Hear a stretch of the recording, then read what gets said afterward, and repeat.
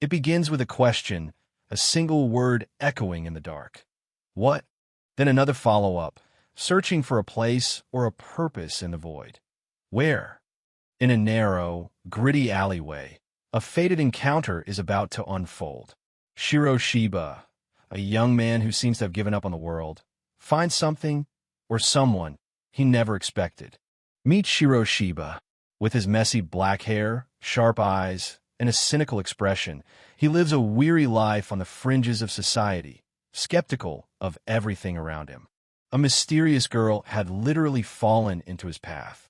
This is Lucy, a girl with long blonde hair and an innocent but otherworldly aura, found lying unconscious in the dirt. Instead of calling for help, Shiro decides to take the mysterious stranger back to his small, cramped apartment. While Lucy rests, Shiro keeps a close eye on her. He's trying to make sense of the surreal situation, but the more he looks at her, the more questions he has. The next morning, Shiro greets her with his usual indifferent face, hiding the confusion swirling in his head. Lucy finally wakes up, her gaze strangely calm. When she asks who he is, Shiro can only offer a blunt response. He's just as curious about her as she is about him. Shiro explains the absurdity of the previous night, how she came crashing out of the sky, completely naked. To him, the whole thing feels unreal. Despite the cosmic mystery, Lucy's immediate needs are very human. She has a stomach ache, and Shiro realizes she hasn't eaten a thing. Lucy has a strange, playful energy. She pinches Shiro's nose, acting with a familiarity that catches him off guard. She's definitely not your average girl from the sky. Shiro whips up a meal and doesn't miss the chance to boast about his cooking skills. For a brief moment, the tension eases into something almost normal. But she can't stay wrapped in blankets forever. Shiro insists she needs clothes, though Lucy seems perfectly content with her current state, much to his frustration. They head out into the heart of Shinjuku, a bustling urban jungle that hides its own share of darkness. It's a bizarre sight for the morning commute.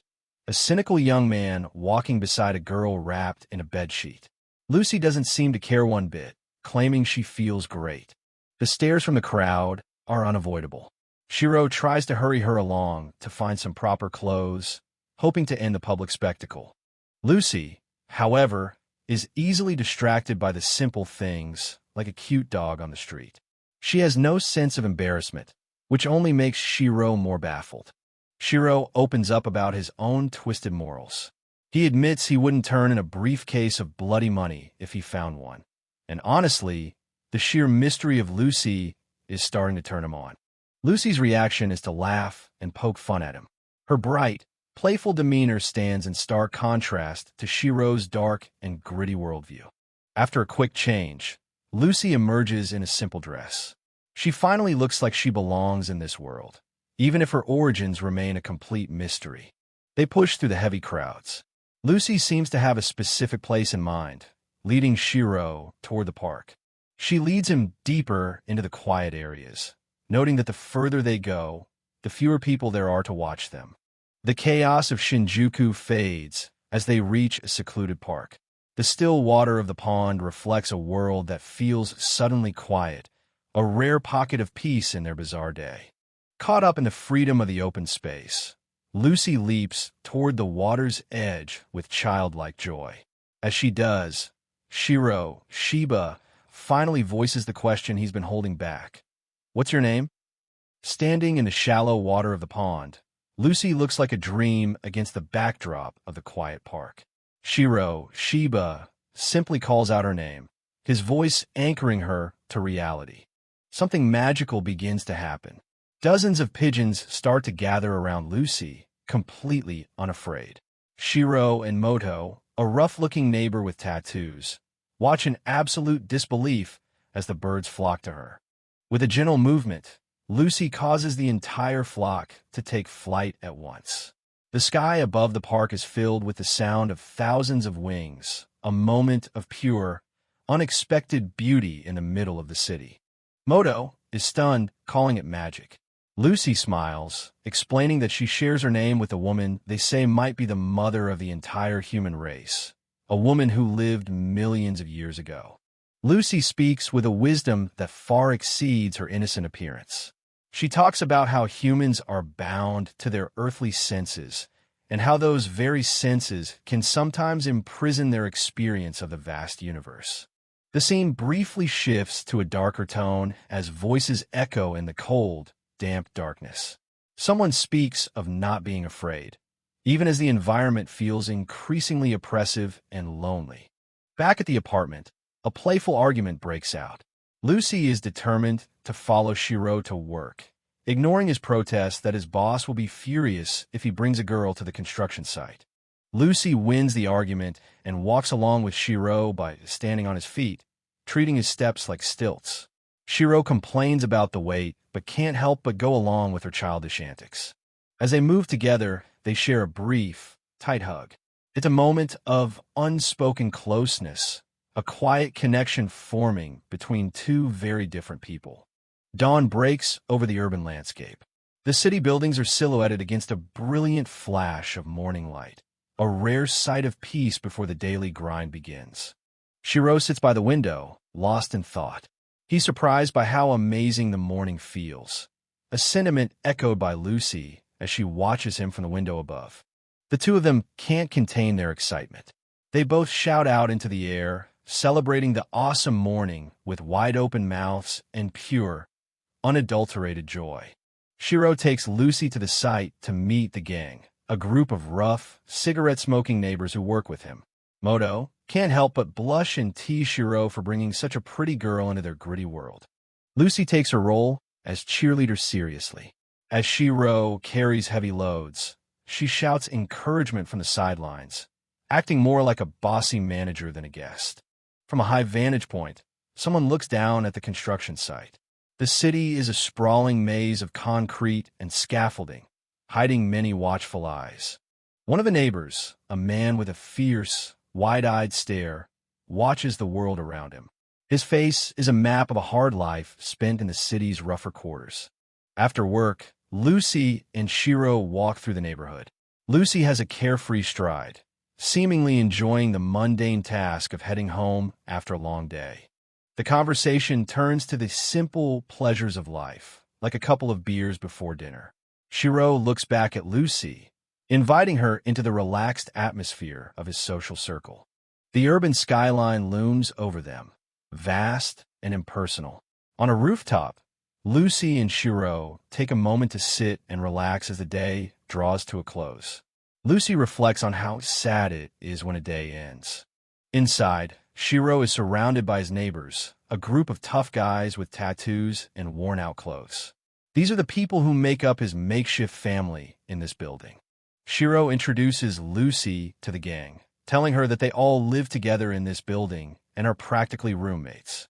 The neighbors react with a mix of curiosity and welcoming cheers. Lucy introduces herself with a polite smile, while Moto and the others offer their own rough greetings, welcoming the newcomer into their tight-knit group. The conversation shifts to the large tattoo on Shiro's shoulder. Moto claims that etching something onto the body is proof that a person is truly alive, though Shiro isn't so sure about that logic. Back inside, Shiro Shiba gazes at his reflection, still moping about the tattoo he never wanted. He grumbles about how seeing it every morning just brings him down, but his moodiness is soon interrupted by the group settling in for the evening. The atmosphere takes a sharp turn when Shiro pulls out a lethal-looking fish-gutting knife, boasting that its blade can slice through anything. Moto and the others watch nervously as he points the deadly tool, but the sharp tension eventually yields to the promise of a warm dinner. Supper is finally served, and it's a big pot of kimchi stew. Everyone is digging in, and Lucy's eyes light up. She loves spicy food. Shiro Shiba tells the guys to quit moping and enjoy the meal. As the group eats, the atmosphere feels thick with unspoken thoughts. Shiro moves through the room, his expression unreadable, as if he's sensing a change in the air. Amidst the laughter and clinking of bowls, a pair of intense eyes watches them. Lucy looks back over her shoulder, her gaze sharp and observant, sensing something the others have missed. Lucy suddenly stops eating her eyes fixed on the entrance. Shiroshiba notices her change in mood and asks her what's the matter, but she remains silent, lost in her own observations. Looking out from the doorway, Lucy asks Shiroshiba a personal question. Does he have any friends besides his neighbors here? It's a query that hits close to home for him. Shiroshiba takes a long drag from his cigarette and admits that this is it. He doesn't like having many friends. Lucy watches him closely, her large eyes filled with curiosity about his isolated life. The dinner continues with the neighbors eating heartily. One of the old men is gulping down his food with an almost desperate hunger, making a mess as he chows down. The mood is light as Moto, and the others tease the old man about his hygiene and bad breath. It's the kind of rough, honest banter that defines their small community. But in a split second, the laughter stops. The old man's face contorts as he begins to choke violently, the sounds of panic filling the room as chairs crash to the floor. It's pure chaos. Moto and Shiroshiba rush over as they realize the old man is choking on the sticky rice. Everyone is frozen in terror as the man struggles for his life. The old man's eyes are wide with the realization of death, tears streaming down his face. "I'm not ready to die," he thinks, while Lucy watches the scene with a chilling, calm intensity. Panic takes over. Moto tries to help, and someone even shouts about getting a vacuum to suck the food out. In the middle of the frantic movement, Shiroshiba's gaze is locked on Lucy. Then, Lucy takes charge. In a move that shocks everyone to their core, she leans over the old man and uses a bizarre, powerful suction method to draw the machi from his throat. Lucy pulls back and tells him he'll be all right, her face spattered with moisture. The old man gasps for air, his life saved by a method that was as effective as it was horrifying to witness. After the ordeal, the old man wheezes that he hates machi. Outside, Moto and Shiroshiba talk about the event. Moto is clearly rattled, calling Lucy trippy and wondering what her real story is. Shiroshiba stops walking and admits something he's been hiding. He's crazy about her. He doesn't care about the weirdness. He's completely captivated by Lucy. He reflects on how boring and meaningless his life was before meeting her. Every day was a ridiculous routine, and he felt completely out of place until she crashed into his world. Shiroshiba confesses a deep fear. He doesn't want to know her story because he's afraid it would break the spell. He's terrified that if he learns the truth, Lucy might just vanish. Moto isn't convinced. He takes a long drag from his cigarette and warns Shiroshiba that the girl is bad news. She's nothing but trouble, and he can feel it in his gut. Later, on the rooftop, Lucy looks out over the vast city and challenges Shiroshiba's reality. She explains that people only accept what they can perceive through their five senses, leaving so much they will never know. Lucy points to the urban landscape and says that humans are becoming slaves to their senses, consuming information like pigs without ever questioning the source. Sight, taste, touch, sound, and smell. Lucy lists them like a mantra as the city lights twinkle below, suggesting there's a world beyond these simple categories. She tells Shiroshiba that the world is complex and wonderful, even though his ability to understand is slowly dying. It's right under his nose, but he's too blind to see it. A hand holds a lit cigarette, the smoke curling into the night air as Shiroshiba listens in silence. Lucy's philosophical words hang heavy between them, casting a long shadow over the quiet rooftop as the day finally draws to a close. Moto steps forward, his voice low and serious. He tells Shiro that facing the truth is terrifying, but sooner or later, you just have to man up and do it, no matter how ugly that truth might be. It's a heavy realization that only true brothers can share. Shiroshiba and Moto share a firm fist bump, a silent oath of brotherhood in their rough neighborhood. They've lived through plenty, but they have no idea what's coming next. Shiro steps away to head out for a bit, while Moto says he's just looking out for him. On the way, Shiro realizes he's completely out of cigarettes and needs a smoke to calm his nerves. He stops at a vending machine to restock. The night air has suddenly turned cold, and the wind begins to howl, carrying the ominous scent of coming rain. Cigarettes in hand, Shiro makes his way back up the stairs of his apartment building. He doesn't notice the heavy silence that has settled over the hallways until it's too late. As he reaches his floor, the stillness is unsettling. It's dead quiet. He reaches for his door handle, and a strange rattle sends a sudden chill down his spine. Something is wrong. He pushes the door open and freezes. Moto is standing in the middle of the room, but the apartment has been turned into a slaughterhouse. His friends lie mangled and bloody on the floor. Shiro's mind goes completely blank. His eyes widen in absolute horror as he mutters the only thing he can. What the hell? The reality of the scene is too much to process. The scene is a waking nightmare. Bodies have been torn apart as if by a wild beast, and blood stains every corner of the room. Amidst the carnage, a terrifyingly calm voice says everything is fine. Suddenly, a stranger appears. It's the unknown man in beanie, with a scarred, weathered face. He grabs Shiro, warning him that bad things have happened and they need to leave immediately. Shiro is yanked toward the exit, his body acting on survival instinct. In his panic, he can only scream one name. Where's Lucy? He doesn't even know if she survived the initial attack. The stranger doesn't answer. He moves with a lethal, experienced speed, dragging Shiro along while Shiro desperately demands to know who the hell he is and where they're going. They leap from the building, a desperate escape through the night sky. For Shiro, the world has turned into a terrifying blur of concrete, wind, and blood. The stranger's movements are sharp and calculated. A slice sound echoes through the air as they navigate the rooftops, narrowly avoiding a lethal threat that Shiro can't even see yet. Moto has been left behind, his back shredded and bleeding profusely. He collapses onto the rooftop, his breath coming in ragged gasps as he watches Shiro flee for his life.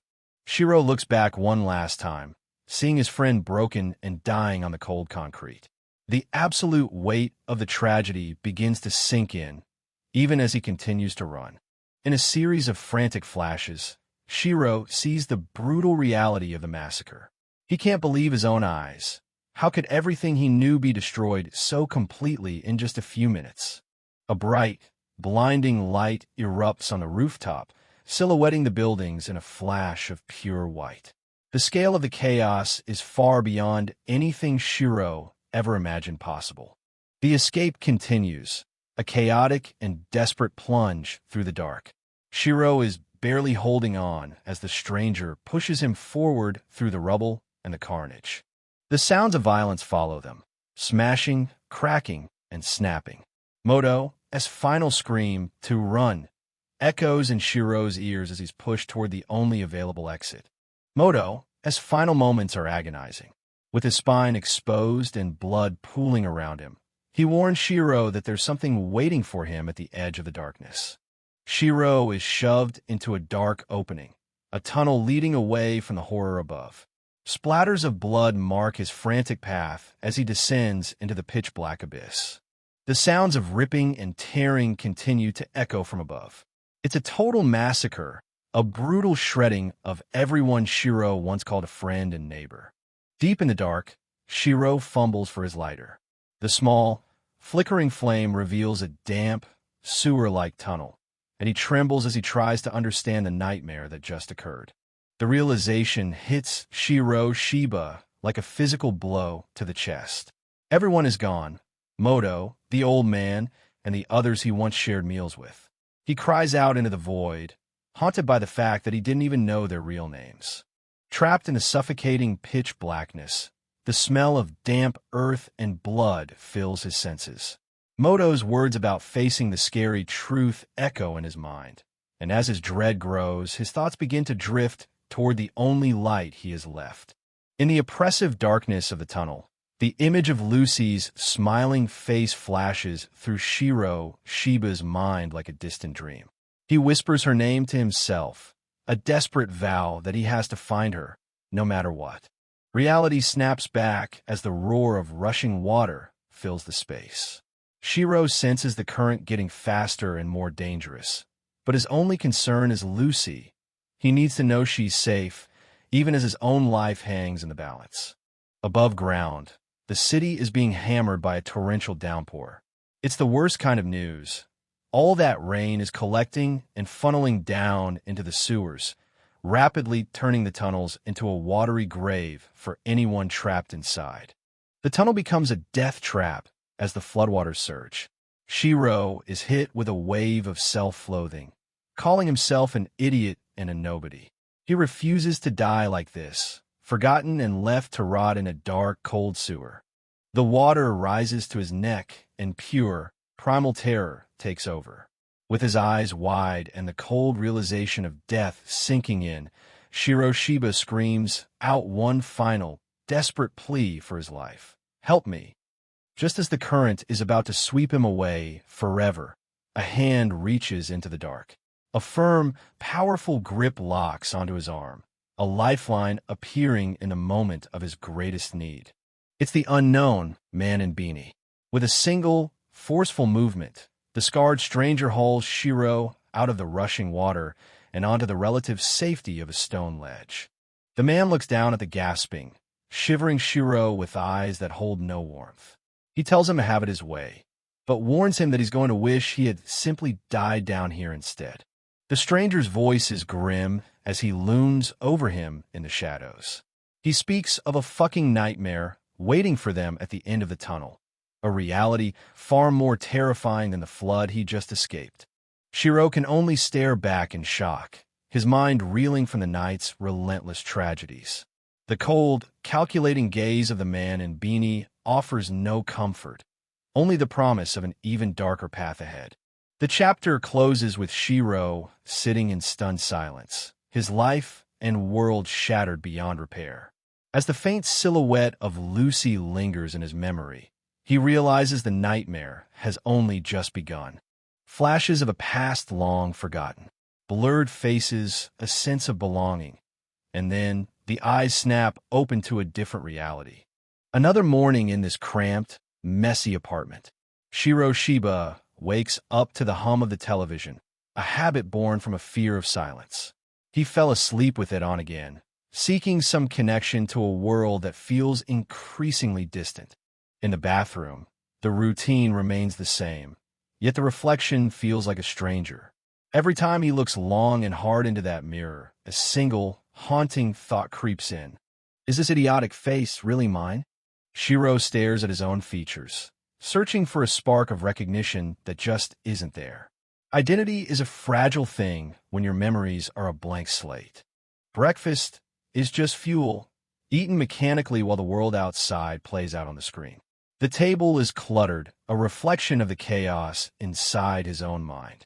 There's so many distractions, so many temptations designed to keep you from asking the real questions.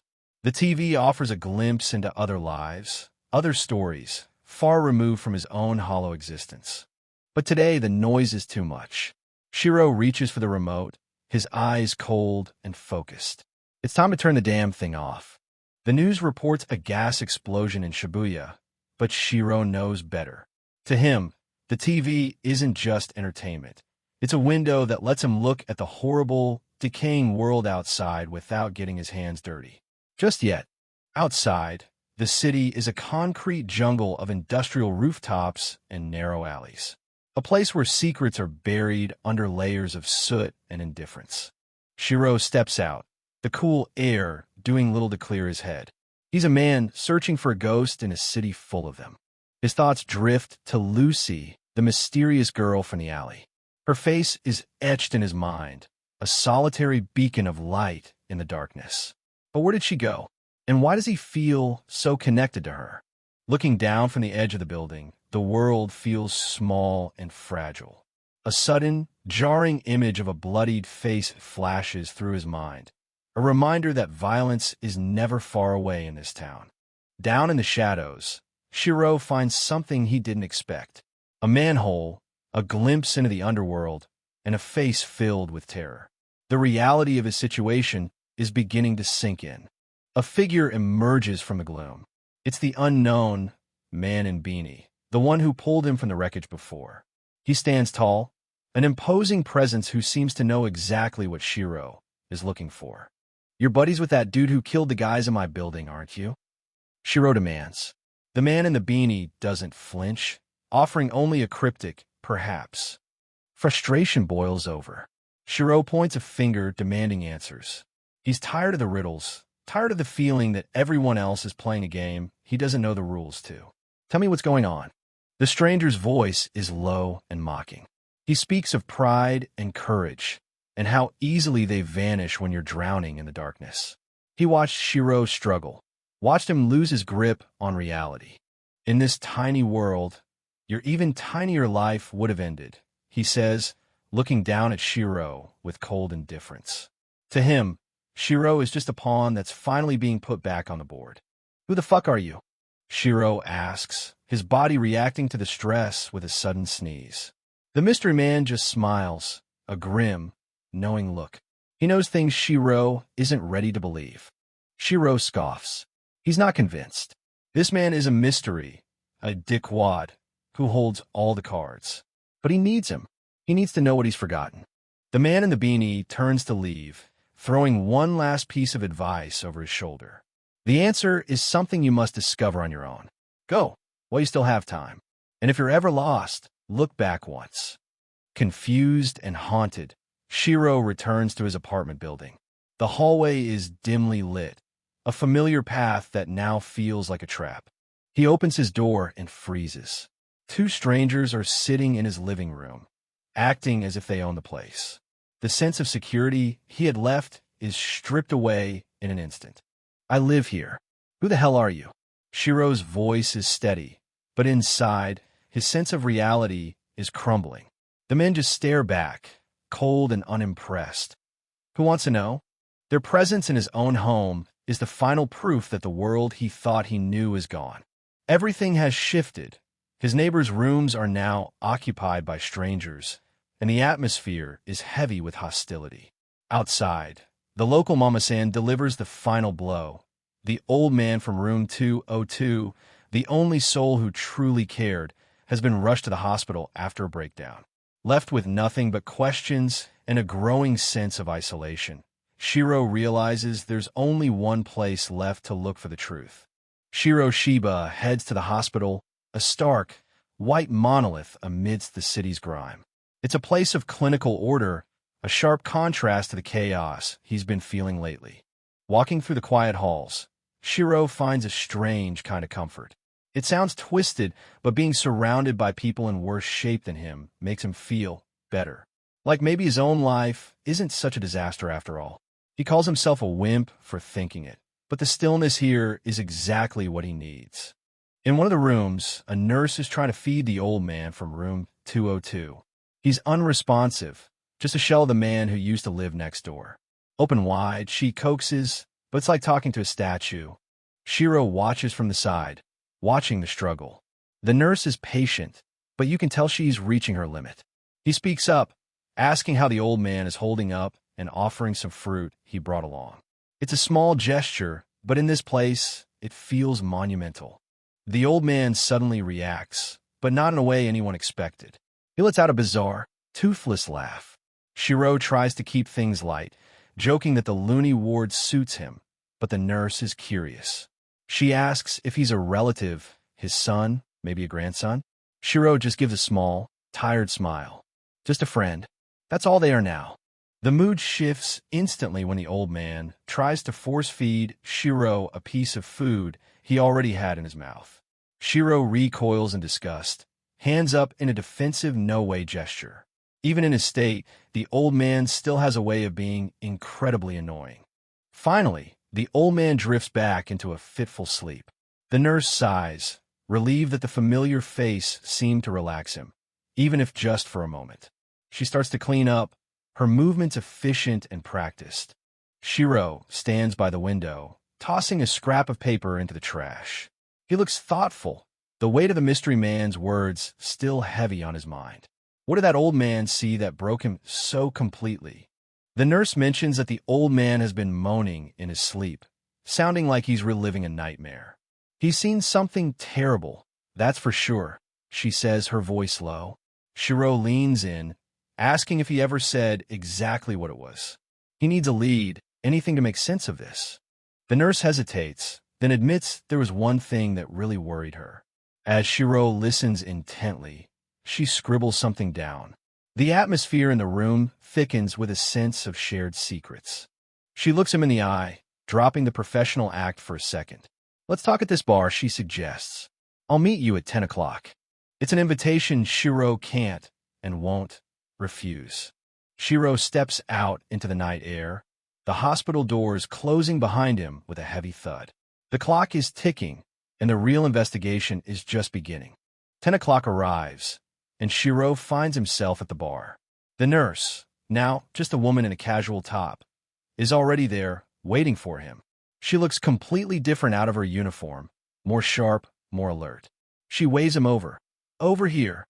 Close up on her face. She's gauging his reaction. There's a hidden agenda behind those eyes, and Shiro can feel it. This isn't just a friendly chat between acquaintances. You don't look like a nurse anymore, Shiro notes, sliding into the seat beside her. She brushes off the compliment, getting straight to the point. So, what was it the old man said? They order drinks, orange rum for her, and the same for Shiro. The dance of information has begun. 2 glasses filled with a deceptive sweetness, just like the woman sitting across from him. Shiro keeps his guard up, watching the condensation drip down the glass. Shiro studies her as the bar's ambient noise swells around them. This where you hang out nights? He asks, trying to break her composure. She answers casually enough, but her focus never wavers from the task at hand. She's hunting for something, and she thinks Shiro has it. She sighs, leaning back. I'm not hooked on booze, but work can be hell. And there's nothing like a drink to take the edge off. She claims to be fed up with the hospital, looking for a way out. It's a relatable story, but Shiro's not sure he buys it. Just looking at the miserable faces in the bar makes her crave whiskey, she jokes. It's a cynical view of the world they both share. Shiro excuses himself to find the restroom, pointing round the corner. He needs a moment to think, away from her prying eyes. She thanks him for sharing, her gaze following him as he walks away. He can feel her eyes on his back. As he walks, his mind drifts back to a memory of Lucy. They were standing in an alley, surrounded by the city's decay. Shiro was venting his frustrations, his voice sharp with anger. I hate it, and I hate everybody there. In fact, I hate this whole goddamn world. He was lost then, just as he is now. Hey, Lucy, you hearing me? Lucy turned to look at him, her expression unreadable. She didn't say a word, her large, intense eyes just staring into his soul. It was a look that haunted him, one that seemed to know more about his pain than he did. Shiro felt exposed under her gaze. What? Why you look at me like that? He stammered. Her silence was a mirror, reflecting his own bitterness back at him. It was a moment of raw connection, one he didn't know how to handle. Lucy just sighed and walked away, leaving him alone in the shadows. She didn't have to say anything. Her departure said it all. She was moving on, and he was still stuck in his own self-pity. Back in the present, Shiro shakes off the memories and takes a steadying breath. Now I understand what you meant by that look, he mutters, finally seeing the truth. Idle complaining is a luxury he can no longer afford. If he wants to survive this game, he needs to stop reacting and start taking control of his own fate.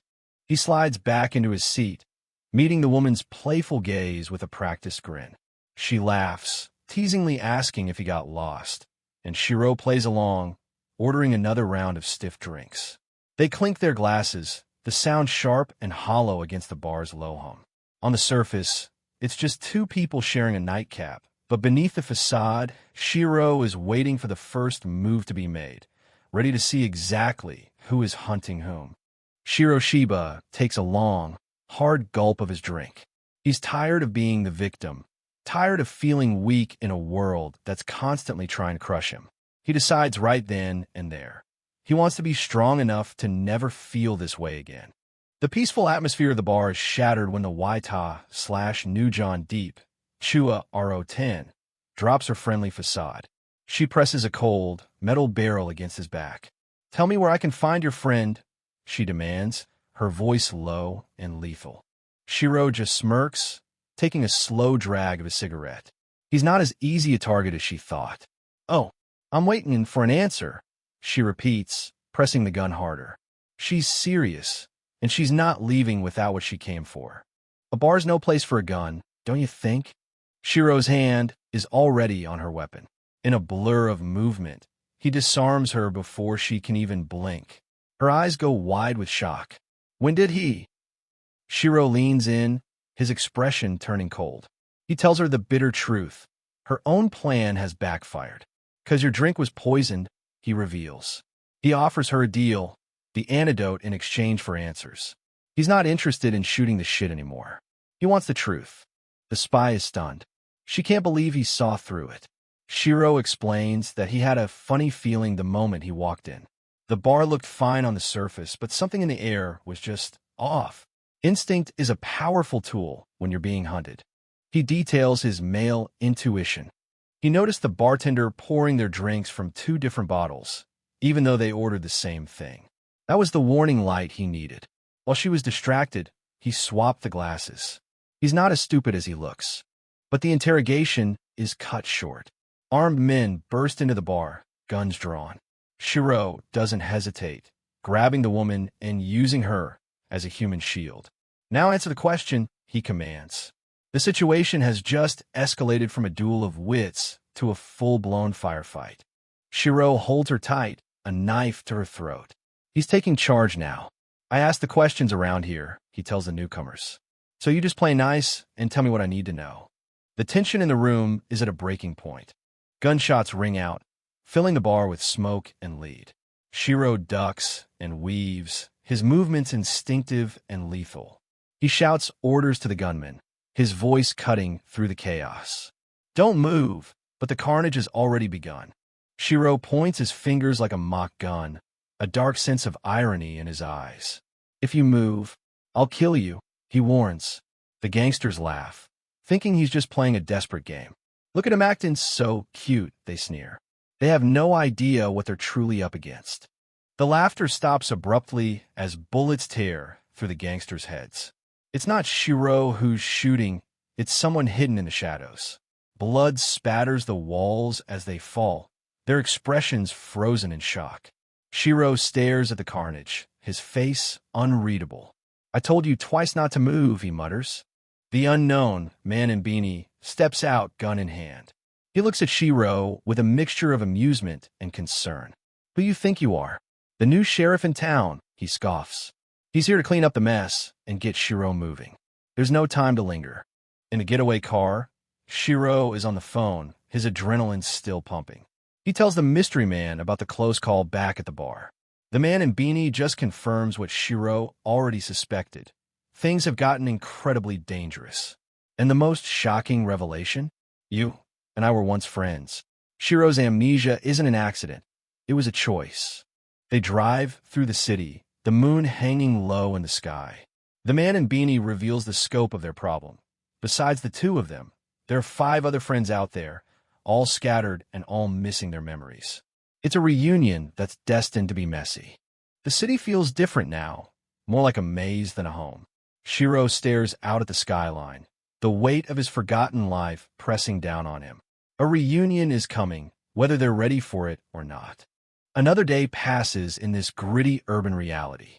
Shiro and Lucy sit on a rooftop, the city stretching out below them like a vast, decaying organism. They're both lost in their own thoughts, searching for meaning in a world that offers none. The camera pans out, showing the industrial heart of the city. It's a cold, unforgiving place where lives are lived in the shadows of giants. Shiro's journey is just beginning. Later, Shiro encounters Gyps in a park. The assassin is a strange sight, wrapped in bandages but holding 2 ice cream cones. He's eccentric, to say the least. "Which flavor you want?" he asks, his one visible eye peering at Shiro with curiosity. "Blood." Shiro is taken aback by the casual mention of violence. Gyps isn't sharing. "I'll take both. Right now," he declares, stuffing his face. He's like a child in a killer's body. Shiro just watches him, wondering how this bizarre individual fits into the puzzle. Don't I get a cone? He asks, but the answer is a resounding no. Back in the car with the unknown man in beanie, the conversation turns serious again. The man tells Shiro that he asked to forget everything. It's not a total wipe, but more like amnesia. Now, he has to jumpstart his memory synapses before it's too late. You better hope you remember before it's too late, the man warns. Then you'll remember what you are. The reality of their situation is bleak. Neither of them has a place to call home anymore. They are outcasts, living on the fringes of a society that wants them dead. Or should I say, we never had one, the mystery man adds, his voice tinged with bitterness. The city streets at night are a dangerous place. The man in beanie concludes that they are being chased. If they want to live, Shiro needs to start listening. They're being hunted by things that appear to be monsters. The stakes couldn't be higher. Shiro Shiba lights a cigarette, the smoke curling in the dim car as he listens to the impossible. I better what? He asks. The unknown, man in beanie, doesn't blink as he lays out the mission. Shiro has exactly 3 days to track down and assemble his 5 long-lost friends, all of whom, like him, are currently wandering the city with their memories erased. The mission is Shiro's alone. The man in beanie admits he's no good at persuading people, having spent too much time living underground in the sewers. Shiro smirks at the man's bleak attitude, finally accepting his role in this twisted drama. As the car carries them deeper into the night, they both begin to dwell on the stagnant, eerie silence that defined their lives before the storm finally broke. Unknown, man in beanie, stares out the window, his mind a steel trap of forgotten history. It was quiet, at least, he muses. Nothing ever happened. A life of silence before the storm finally broke. Shiro Shiba's world was the same, a monotonous cycle of indifference. Until the moment I met you, he thinks, the image of Lucy lingering in his mind like a faded photograph. She was the spark that ignited the fuse, the one who changed everything. The car ride ends, and Shiro finds himself on a swing in Shinjuku Park, the morning air crisp and cold. He sent out a message, a cryptic lure about the tattoo on his right shoulder. You really think this text message is going to convince him to show? He wonders. The man in beanie just tells him to get moving. The game is afoot. A figure emerges from the shadows, wrapped head to toe in bandages like a modern-day mummy. It's Gyps. He stares at Shiro with a single, piercing eye. His presence is unsettling as it is mysterious. Waiting for me, he asks, his voice like dry parchment. Gyps's focus immediately shifts to Shiro's shoulder. Those flowers, spider lilies, he mutters. The ink seems to trigger something deep within his fractured psyche. It's a symbol that carries a weight neither of them fully understands yet. Really? Shiro asks, watching the bandaged man carefully. Gyps sighs, a sound full of weariness. They bring back sad memories, he admits. It's like the flowers speak to me. In this broken world, even the art on your skin can be a haunting reminder of what was lost. Shiro gets straight to the point. What's your name? He asks, pulling out his phone. Gyps ignores the question, claiming he's just there to meet an acquaintance from the past. Shiro scoffs, calling him a nutcase. That makes both of us, Gyps retorts. A pair of outcasts, tied together by a history they can't quite remember. They sit in the quiet park discussing the strange shit that's been going on lately. Gyps claims he doesn't even pay attention anymore. Something strange happens every day in this city. He's a man who has clearly seen it all, or at least enough to become numb to the bizarre. I made time to come down here, he warns, but it doesn't mean I got time to waste. Shiro gestures to Gyps's bandages. By the way, what happened to you? He asks. Gyps's answer is short and cryptic. It was an accident. Happened yesterday. A flash of a mangled car suggests a violence that Gyps treats as a mere inconvenience. His lack of concern is more terrifying than the injury itself. Satisfied for now, Gyps decides it's time to fuel up. If you'll excuse me, I gotta get some breakfast, he announces, walking away with a strange, jaunty stride. Shiro follows, his curiosity piqued. This nutcase might be exactly what he needs. Gyps lets out a jubilant shout, his arms raised in a bizarre display of excitement. For a man covered in bandages, he has an unsettling amount of energy. Shiro watches him, his face a mask of weary confusion. What has he gotten himself into? They end up at a local cafe, a mundane setting for such a strange pair. Shiro sits across from Gyps, clicking his tongue in annoyance. Gyps is constantly moving, waving his bandaged hands around, a whirlwind of nervous energy.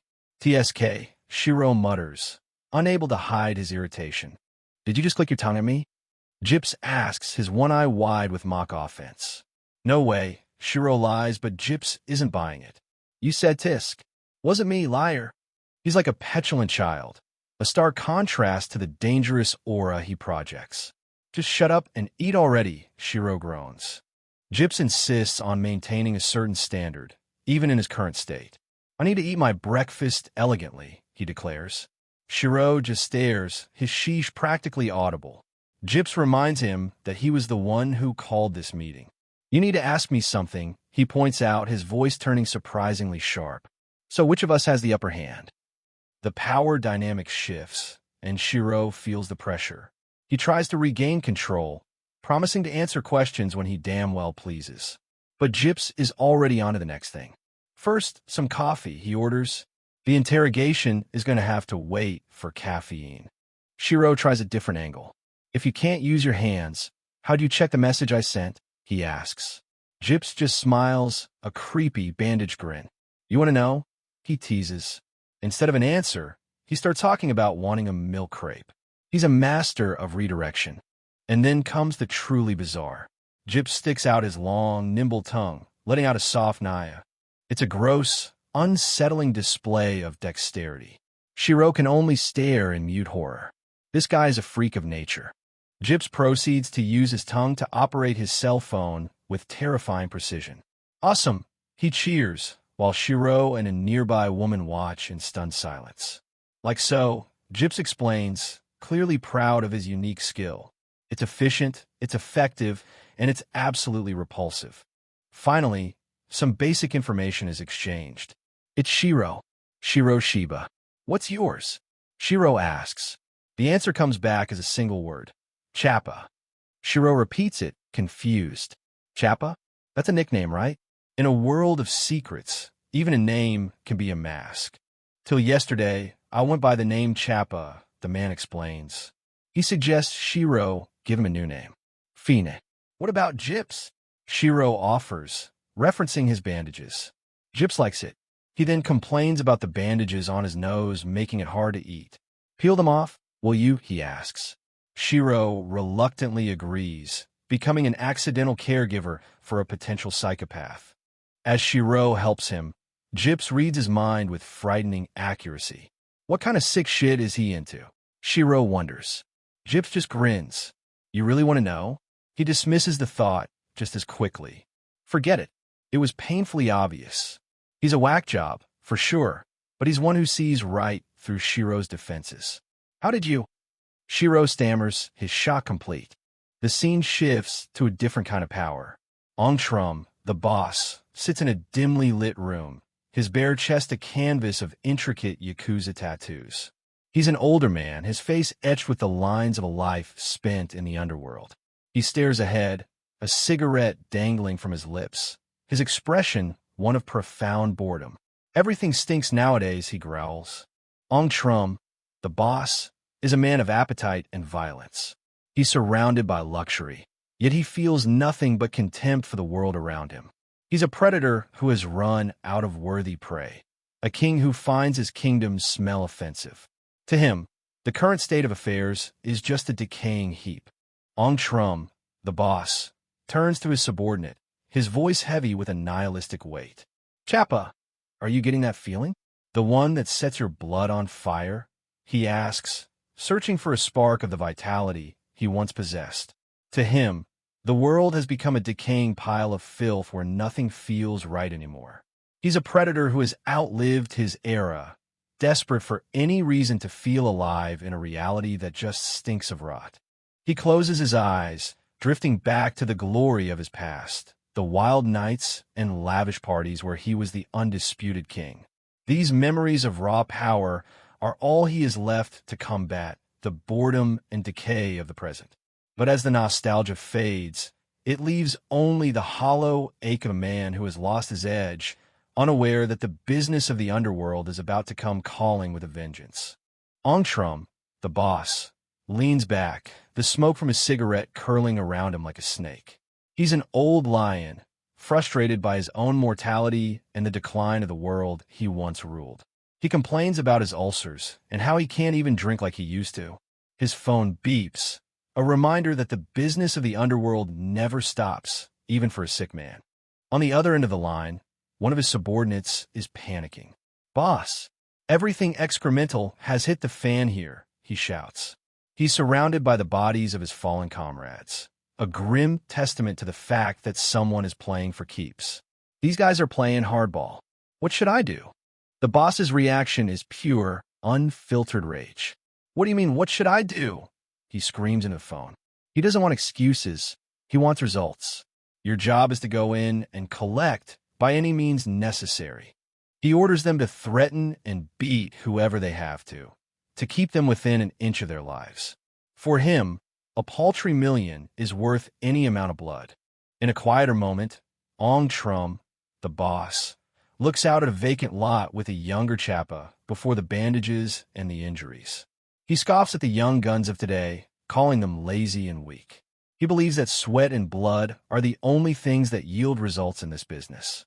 He's a relic of a harsher time, and he's proud of it. He looks out over the desolate landscape of the city. Before this block became a vacant lot, I owned it all, he reminisces.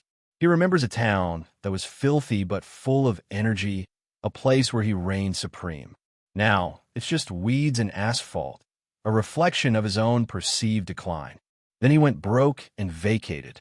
Now it's just weed and asphalt.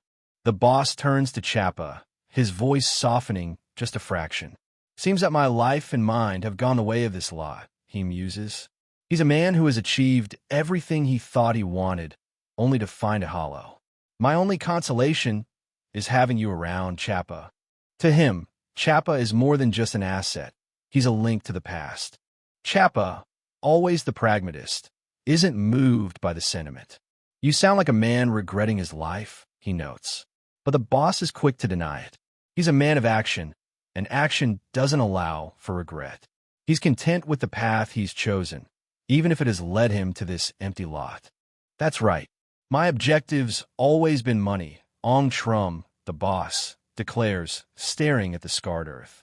"I got no regrets."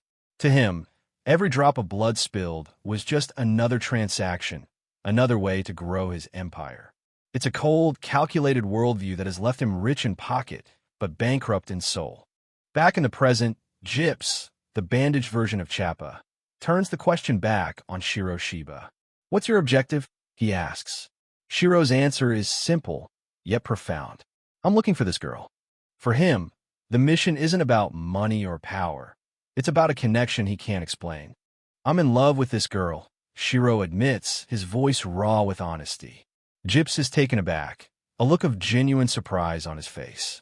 "Who isn't?" he asks mockingly, trying to deflect the vulnerability of the moment. But Shiro doesn't back down. "Why should I be embarrassed saying what I really believe?" he challenges. In a world full of liars, his truth is his only weapon. Shiro opens up about the emptiness he felt before meeting Lucy. "My life was nothing," he says. "Every day was a blur of meaningless routine, a slow drift towards a future with no promises. I only knew Lucy for 2 days, but that was enough. She gave him a purpose he never knew he was missing. She's everything to me." Even Gyps is silenced by the intensity of his conviction. The scene shifts to a display of pure horror. For bodies hang from the ceiling, their lives snuffed out by the very cables meant to transmit data. Ongtrum, the boss, stands before them, a macabre conductor of this silent symphony of death. This is the fate of those who fail him. "How do you feel when you see death?" the boss asks his companion. "Look gruesome to you?" The man's response is chillingly detached. "I feel nothing." The boss isn't bothered by the lack of empathy. In fact, he encourages it. He's already thinking of the next move, suggesting they rule it a suicide to extort the insurance money. For him, even death is just another opportunity for profit. Weakness is a sin.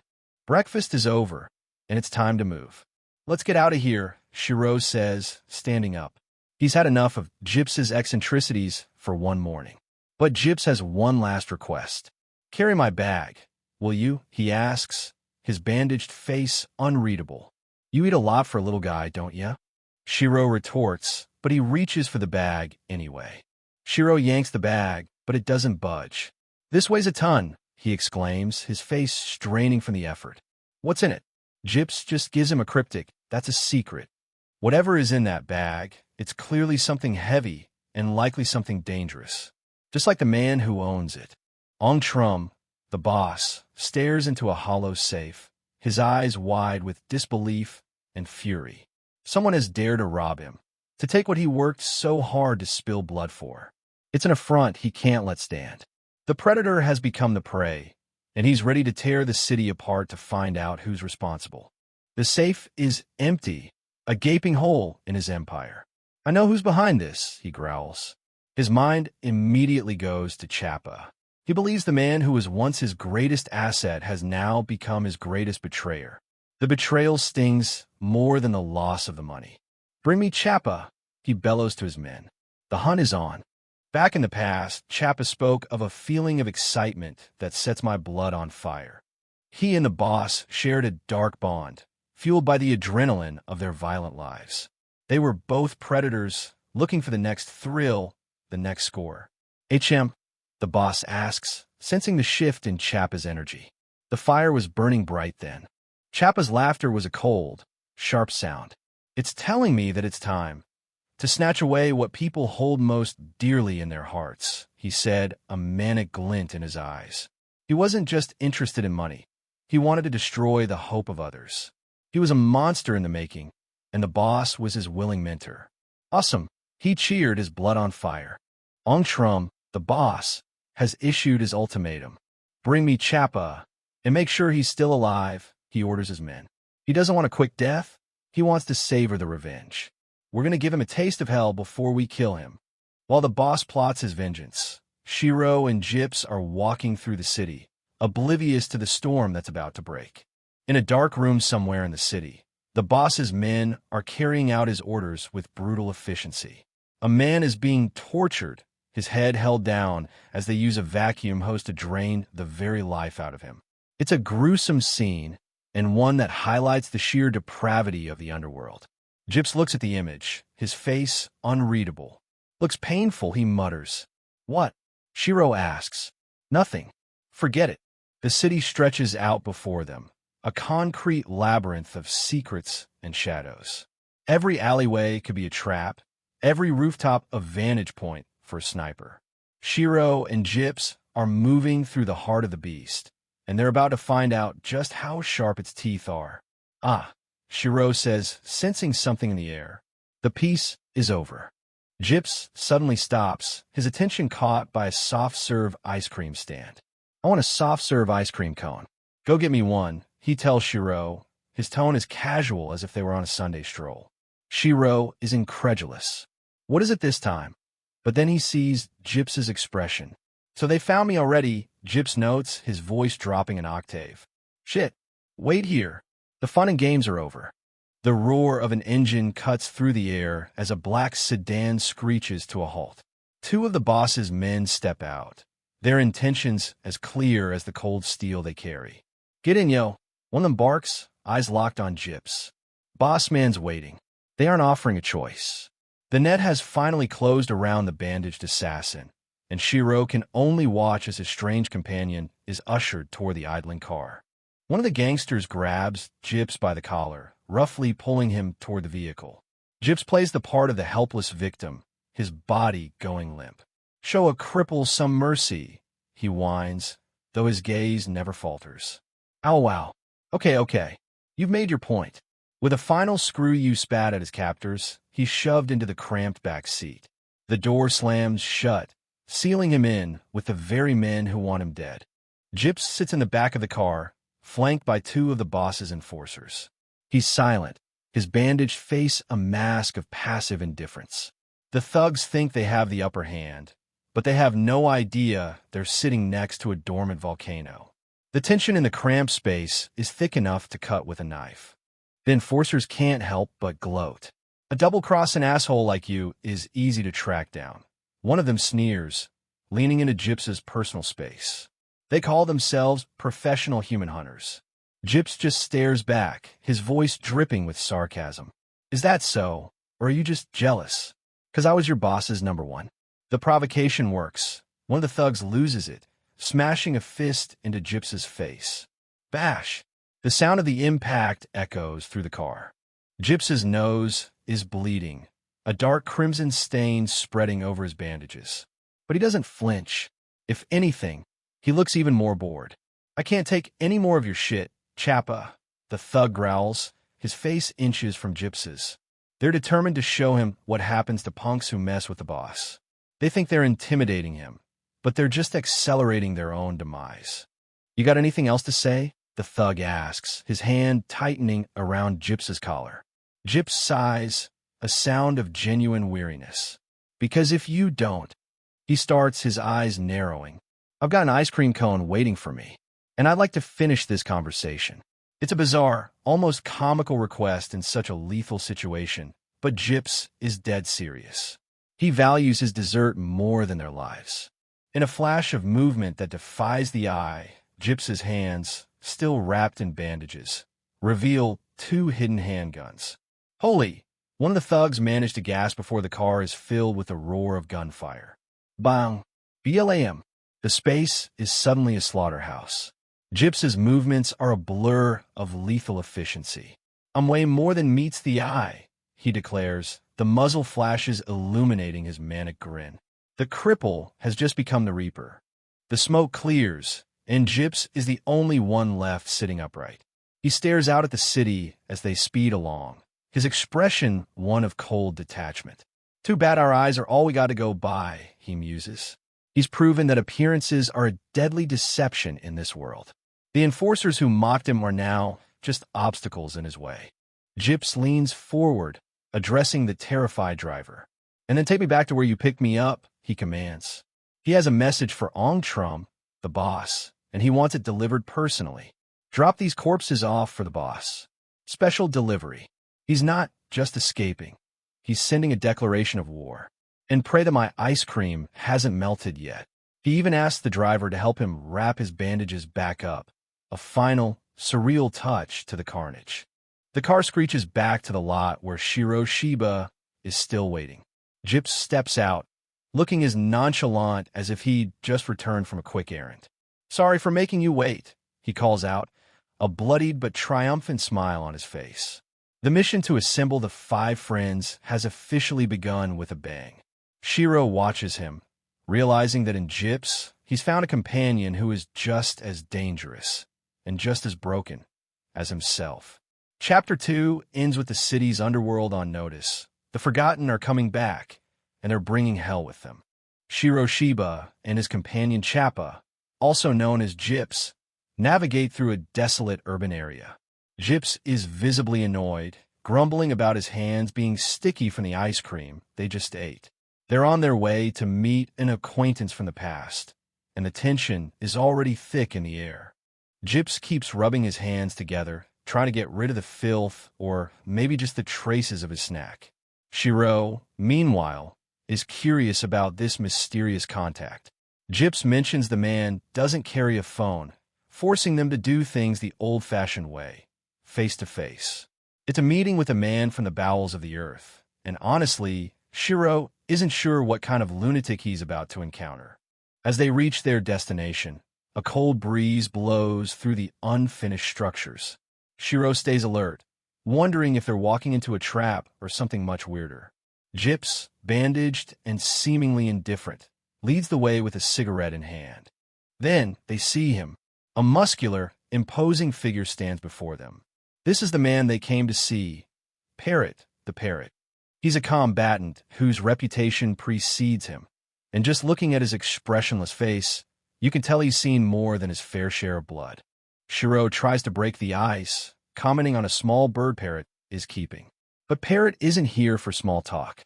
His eyes are cold, and his voice is even colder as he asks the one question that matters. What do you want? He doesn't look like he has any friends left in this world. The meeting takes place in a half-finished building, a place where walls are optional and secrets are kept in the shadows. Gyps tries to lighten the mood by complimenting Parrot's awesome pad, but the industrial ruins only add to the grim atmosphere of their encounter. Gyps claims they're old friends, but Parrot isn't buying it. He asks if they've come to sell him a fight, his patience clearly wearing thin. When Gyps tries to persist, Parrot delivers a sharp blow, making it clear that he's not in the mood for a reunion. He doesn't remember them, or maybe he just doesn't want to. As Parrot turns to leave, we see the striking tattoos on his back, vibrant insect designs that seem to crawl across his skin. He warns them to never come back, or they'll be ready to die. He's got no time for fools, and even less for his forgotten past. Gyps and Shiro watch him walk away, stunned by his hostility. Gyps notes that Parrot is only wearing shorts, which look incredibly tight on his massive frame. Despite the rejection, something about the encounter has triggered a memory for Shiro. He's beginning to remember who this man really is. The scene shifts to a group of wealthy, degenerate old men. They speak about the necessity of constant entertainment to distract from the dullness of a life without objective. To them, bloodsport is the ultimate recreation, a way to fill the emptiness within by watching others suffer and die. They talk about Roman times, comparing their modern cruelty to the spectacles of the past. In the background, the crowd goes wild as a fighter has his eyes gouged out. These old men laugh and cheer like children, finding joy in the stakes of life and death. It's a sickening sight, showing just how far society has fallen into a pit of nihilistic boredom. One man rants about how power shouldn't be yielded to children who would destroy the world. He finds a twisted connection between the weakening will to live and the outcome of these death matches. For those who can no longer find pleasure in the normal things, this blood sport is all they have left. In the ring, Parrot wipes blood from his face. The spectators call him a real killer and say he isn't human. He stands over his defeated opponent with a chilling indifference, a true product of this brutal world. To the men watching, he's just a tool for their amusement. The wealthy spectators notice Parrot looking their way, wondering if he can hear their insults. They mock him, calling him a pussycat outside of the ring. They think they're in control because they have the money, but Parrot's silent, predatory gaze tells a different story. Outside, Gyps and Shiro are regrouping. They've recognized Parrot as the fighter they saw in the ring. Gyps, in his typical eccentric fashion, suggests having a spot of tea before they track him down. It's a surreal moment of calm amidst the surrounding violence. They arrive at the entrance of an underground fight club. A group of suit-clad guards stands watch, their presence alone enough to intimidate most people. Gyps and Shiro watch from the shadows, knowing they'll have to get past them to reach Parrot. Gyps explains that these guards work the doors for the fight club, and they clearly scare the life out of him. Shiro is focused, trying to figure out more about the man they're pursuing. He wonders just who Parrot really is and what happened to make him this way. Regardless of the danger, they move forward. Inside the club, the atmosphere is electric. The crowd is chanting Parrot's name as he stands in the ring, ready for another match. Shiro and Gyps find a spot to watch, shocked by the sheer scale of the operation and the depravity of the spectators. The match is about to begin. Parrot's opponent for this round is a massive, hulking man who looks like he could crush a person with one hand. He mocks Parrot, calling him a chickadee and saying he's nothing but hype. But Parrot remains silent, his focus entirely on the upcoming violence. He doesn't need words to make his point. The two fighters face off in the center of the ring. The contrast is stark. One is a mountain of muscle, the other a lean, tattooed machine. The crowd's cheering reaches a fever pitch as the referee prepares to start the fight. It's clear that only one of them will be walking out of the ring. The fight is over in an instant.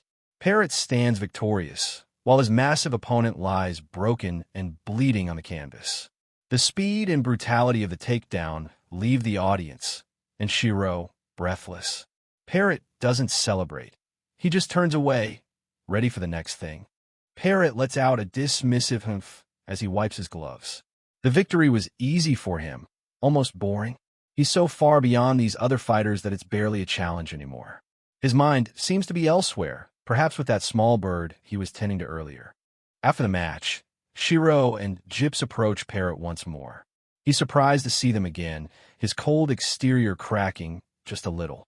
Gyps says they've come to continue their little chat, and Shiro's determined gaze shows he isn't going to take no for an answer this time.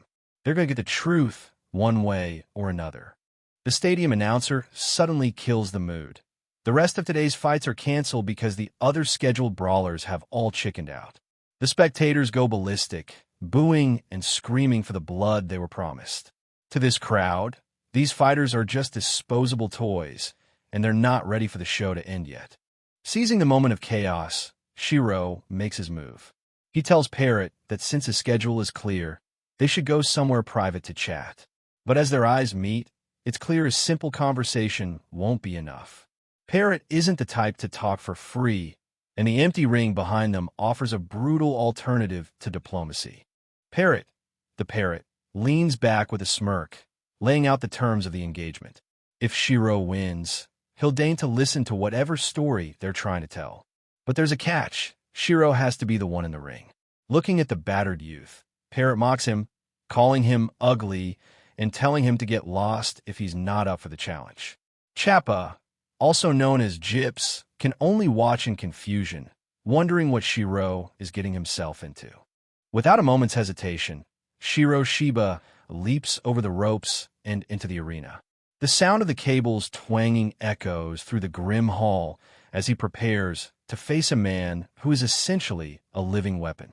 This isn't just a fight for survival. It's a desperate gamble to reclaim a piece of his lost identity. Shiro raises the stakes, declaring that if he wins, Parrot has to join forces with him. It's a bold demand from someone who looks like he can barely stand. Meanwhile, Gyps decides to put his money where his mouth is, betting on Shiro despite the overwhelming odds. The bookies and spectators scoff, calling it an impossible wager and telling Gyps he's too late to join the contest. The sight of a bag full of cash changes the tone immediately. Holy shit, Shiro mutters as the greed in the room spikes. A competitor with actual backing has appeared, and the fight is officially on. Shiro sheds his jacket, revealing the scars and the raw determination underneath, while Parrot stands ready, his muscular frame a stark contrast to Shiro's lean build. The crowd's eyes are glued to the ring as the question hangs in the air. When do they start? The violence is instantaneous. Parrot lunges forward with a speed that belies his size, delivering a devastating blow that sends Shiro reeling. A sharp doff escapes his lips as the air is forced from his lungs. Parrot's expression remains a mask of cold professionalism, while Shiro can only grit his teeth and try to stay upright against the onslaught. The fight is a one-sided massacre. Parrot strikes with surgical precision, his movements fluid and ruthless. As he turns, the insect tattoos on his back, vibrant and eerie, seem to shimmer in the dim light. He dismisses Shiro as a fool, claiming the game was over before it even truly began. Every hit feels like a sledgehammer, threatening to end Shiro's quest then and there. Shiro collapses to the canvas, his body finally giving out under the weight of Parrot's power. From the perspective of the spectators, the match is a wrap. The game's over, someone mutters. The gap in their skill and strength is simply too wide to bridge. Blood and bruises cover Shiro's face as he lies in the dirt of the ring. Chappa watches from the sidelines, his eyes filled with a mix of pity and concern. But Shiro isn't finished. With a raspy, blood-soaked breath, he mutters two words that silence the room. Not yet. The spark of defiance in his eyes is still burning bright. Parrot stares down at the boy, his own face a mask of indifference, though a hint of annoyance flickers in his eyes. Fine, then, he replies, accepting the challenge once more. Shiro stares back, his vision blurred by blood, but his focus locked on his opponent. This isn't just about winning anymore. It's about proving he still exists. Parrot adjusts his gloves, his posture tightening into a lethal coil. Ready to die. Punk? He asks, his voice devoid of emotion. He's no longer just playing. He's ready to end this permanently. How many endings like this has he seen? He prepares to deliver a final, crushing blow. The assault continues with even greater ferocity. Parrot delivers a brutal kick that nearly folds Shiro in half. Chappa can't help but feel a twinge of sadness, seeing how completely outmatched Shiro is against this literal fighting machine. He even contemplates taking the money and running, fearing there's no way Shiro can survive this. As Shiro's heart thumps painfully, his consciousness begins to drift. In the midst of the pain, a vision cuts through the darkness. A young woman sitting calmly, her voice echoing in Shiro's mind. You don't have a shred of feeling, do you? She asks. Made of stone, it's a memory, perhaps a fragment of the life that was stolen from him, a reminder of the emotions he once possessed. The vision shifts, perhaps to Parrot's own past. A promoter slides a share of money across a table to a younger, more sullen Parrot. The man mocks him, saying that without this blood sport, Parrot would be nothing but a bum on the street. It's a glimpse into the hollow life Parrot has led, one built on violence and greed. The fragmented memories continue. A woman covering her face in despair, Parrot sitting alone with his only companion, a small bird. Do you care about anything? Someone asks. Is it just you in this world and that little bird? In a world this cruel, maybe a small bird is the only thing worth holding on to. The tone of the memory turns dark and hysterical. A man screams, "It's all your fault. I'm so stressed out." He blames everyone else for his problems, his laughter ringing out with a jagged edge. Parrot can only watch, frozen, as the small bird chirps on his shoulder, unaware of the violence about to erupt. Don't blame me, someone whispers amidst the madness. A horrific image flashes, bloody hands holding a mangled, crushed bird. The laughter continues, cruel and high-pitched. "Manhwa, and it's your fault too, stupid bird." The trauma of that moment seems to define the emptiness Parrot feels now. It was a world that took the only thing he cared for and laughed in his face. A close-up of Parrot's face reveals the depth of his despair. "Please, don't kill the bird," he had pleaded. It's the most human we've seen him. A desperate wish to protect something small and innocent in a place where such things are routinely destroyed. Back in the present, Parrot stands over Shiro once more, his eyes cold and hollow. A life without an objective is a dull life indeed, he muses. He speaks of his own ambitions being hollow, of being alone after the woman he loved left him. He has become a man with nothing left to lose and nothing left to fight for. Parrot looks down at Shiro, genuinely baffled. "You ought to be brain-dead by now," he says. "How are you still standing?" Shiro's face is a mask of blood, but his eyes are wider and more intense than ever. He's found something, a memory, a purpose that Parrot lacks. "What do you have that I don't?" Parrot wonders. Another vision of Lucy appears, the blonde girl from Shiro's past. She stands on a rooftop, looking out over the cityscape. She's a beacon of light in this dark narrative, a memory of a time when things were simpler, or perhaps a vision of someone who still holds the key to Shiro's true self. Lucy points at something in the distance with a gentle smile. "That dog looks just like a pig," she says, finding joy in the mundane. "You love life's small moments," the narrator observes. It's these small, seemingly insignificant memories that are giving Shiro the strength to endure the unendurable. The contrast between the bloodthirsty crowd and the gentle smile of Lucy is jarring. To the spectators, life is a sport to be consumed.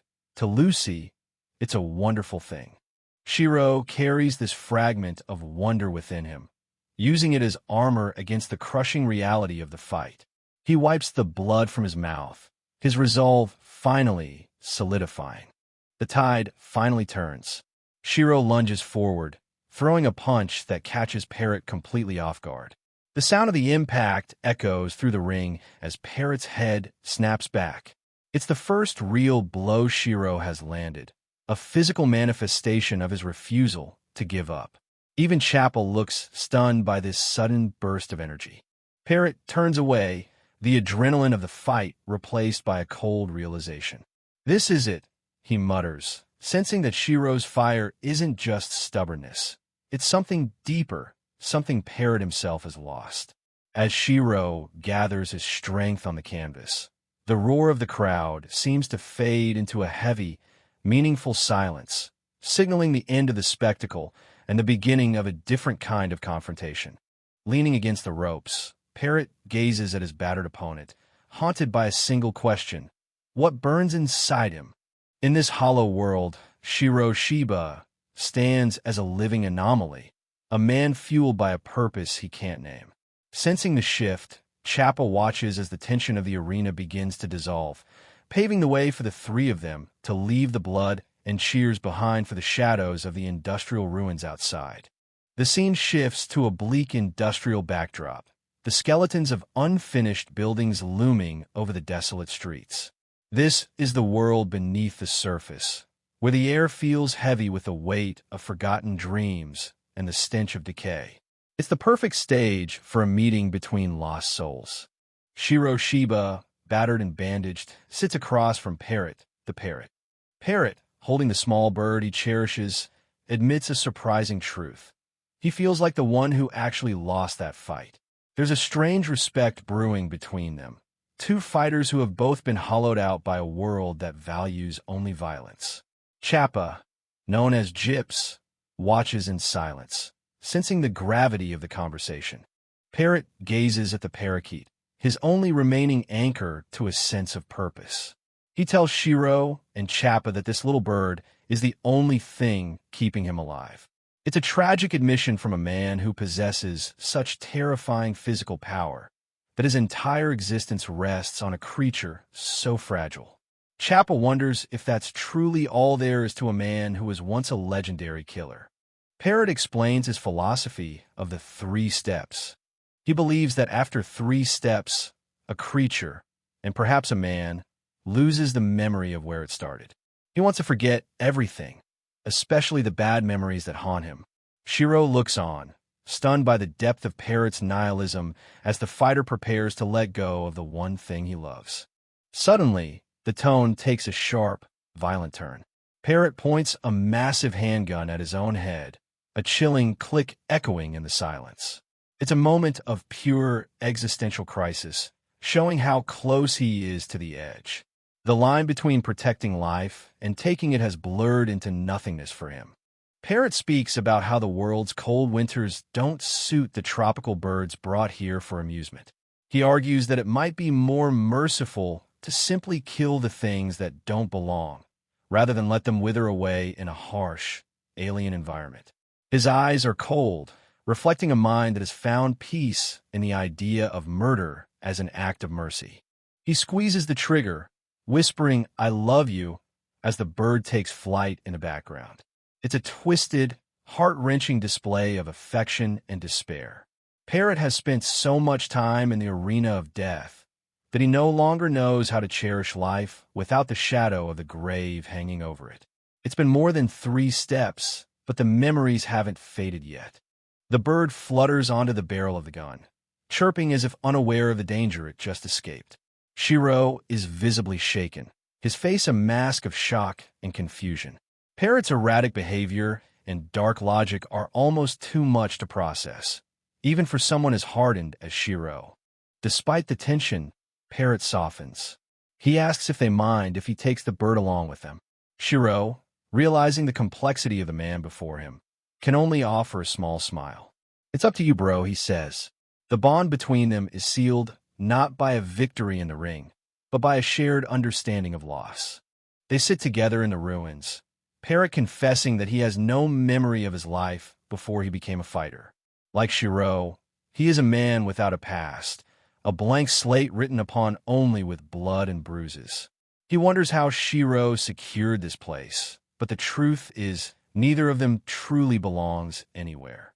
Chappa watches them from a distance, a silent observer of their hollow conversation. Parrot's voice drops as he mentions a monster that appeared yesterday and tore his place apart. He describes a creature with a massive scar across its head, someone, or something, That paralyzed him with fear. Below them, crushed cigarette butts litter the ground, silent witnesses to their mounting dread. This isn't normal, even for the underworld. Something far more dangerous is on the loose. The story shifts to two new faces, Napari, a lean man in glasses, and Pachari, his portly associate. They're discussing someone named Kiapa, the photographer at the fight club. Napari is surprised Pachari doesn't know him, given his supposed connections. It seems Kiapa is more than just a man behind a lens. He's part of the darker mechanisms of this strange business. Napari tries to sound tough, claiming that in the arena of death, killing becomes as routine as anything else. But Pachari looks uneasy, sweat beading on his forehead. He doesn't like the sight of death, especially when it's as gruesome as what they're about to encounter. The reality of their work is starting to catch up with him. The scene turns into a literal house of horrors. Bodies lie strewn across the floor, dozens of syringes and needles stuck into their flesh like some grotesque urban acupuncture. It's not a medical procedure. It's a ritual of torture or experimentation, conducted in the dead silence of a desolate apartment. A close-up reveals a man with a horrific, jagged stitch line circling his entire scalp, as if his skull had been opened and crudely sewn back together. He wears headphones, tuned into a world only he can hear, his eyes wide and vacant. This is a man who has been physically and mentally reconstructed into something inhuman. This is Kiapa, a massive, shirtless brute with a stitched-up head and an aura of pure, mindless violence. He sits holding a bottle, seemingly oblivious to the carnage around him. He is the monster Parrot was talking about, an invisible entity that exists only to destroy. Looking at him, you realize there's no soul left behind those eyes, only the drive to kill. Abruptly, the nightmare fades into a bright, nostalgic memory. Shiro is walking through the city with Lucy, the blonde girl from his past. The world looks cleaner here, the sunlight casting long shadows on the pavement. It's a moment of normalcy that feels almost painful in its contrast to the present. Shiro is grumbling about his new clothes getting covered in pigeon droppings, a trivial worry in the grand scheme of things. Lucy walks beside him, her presence light and ethereal. She seems almost detached from the petty frustrations of everyday life, her mind already elsewhere. I just bought these clothes, Shiro laments, unaware of how much worse things are going to get. Lucy smiles at him, her voice a calm melody amidst the urban noise. It's really nothing to worry about, she says, her optimism a sharp contrast to Shiro's defensive nature. He retorts that he lives to worry, showing a glimpse of the man he was before the trauma. This memory is a precious anchor for Shiro, one of the few things the organization couldn't take from him. Shiro stops and looks up at a mundane apartment building, lost in the simplicity of the moment. It's a world he can no longer return to, a life that was erased and replaced with a never-ending fight. The sunlight feels like a cruel joke now, a reminder of a piece he can no longer touch.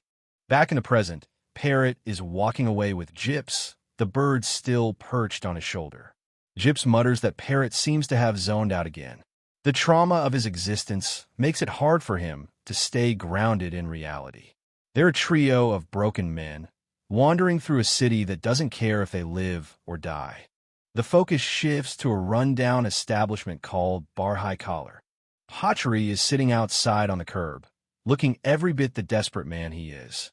He's drowning in debt and surrounded by enemies, his world closing in on him. The shuttered doors of the bar reflect his own stalled life. Pachari's face is a map of stress and exhaustion. He's huffing and puffing, his nerves frayed to the point of snapping. He's a man on the edge, looking for any kind of relief, no matter how small. But in this city, even the smallest comforts come at a high price. Desperate for any small comfort, Pachari fumbles with his change and feeds his last coins into a nearby vending machine. Clink, plink, rattle. The machine swallows the money but remains stubbornly silent, refusing to dispense a drink. It's a bitter, perfect metaphor for his life, putting everything he has into a system that gives him nothing back. He stares at the unresponsive glass, his pulse beginning to throb with a dangerous heat. Patri finally snaps, his internal pressure cooker reaching the boiling point. He delivers a heavy punch to the side of the machine, his face reddening as he screams. What's with this goddamn machine? This isn't just about a soda anymore. It's the sound of a man finally breaking under the weight of his own fear and debt. As his composure disintegrates into a violent public tantrum, he has no idea that his cries for attention have just been answered by the last people he'd ever want to meet. Patri, also known as Fatso, is lost in a fit of pure, unadulterated rage. He screams at the top of his lungs, his face contorted with anger as he continues to hammer his fist into the unyielding metal of the vending machine. Aya, Fuck, he bellows, his frustration with his life finally boiling over onto this inanimate object. He doesn't even notice the small crowd gathering behind him. Your hand okay? A voice asks, snapping Patri out his tantrum. He spins around, huffing and puffing, to find Shiro Shiba standing there with a calm, almost bored expression. Behind Shiro, the imposing figures of Parrot, the parrot, and Chappa, known as Gyps, loom in the dim light. Patri can only mutter a confused as he stares at the trio of strangers who just walked out of the shadows. Patri's confusion quickly turns back into hostility. Who the hell are you guys? He barks, clutching his throbbing hand.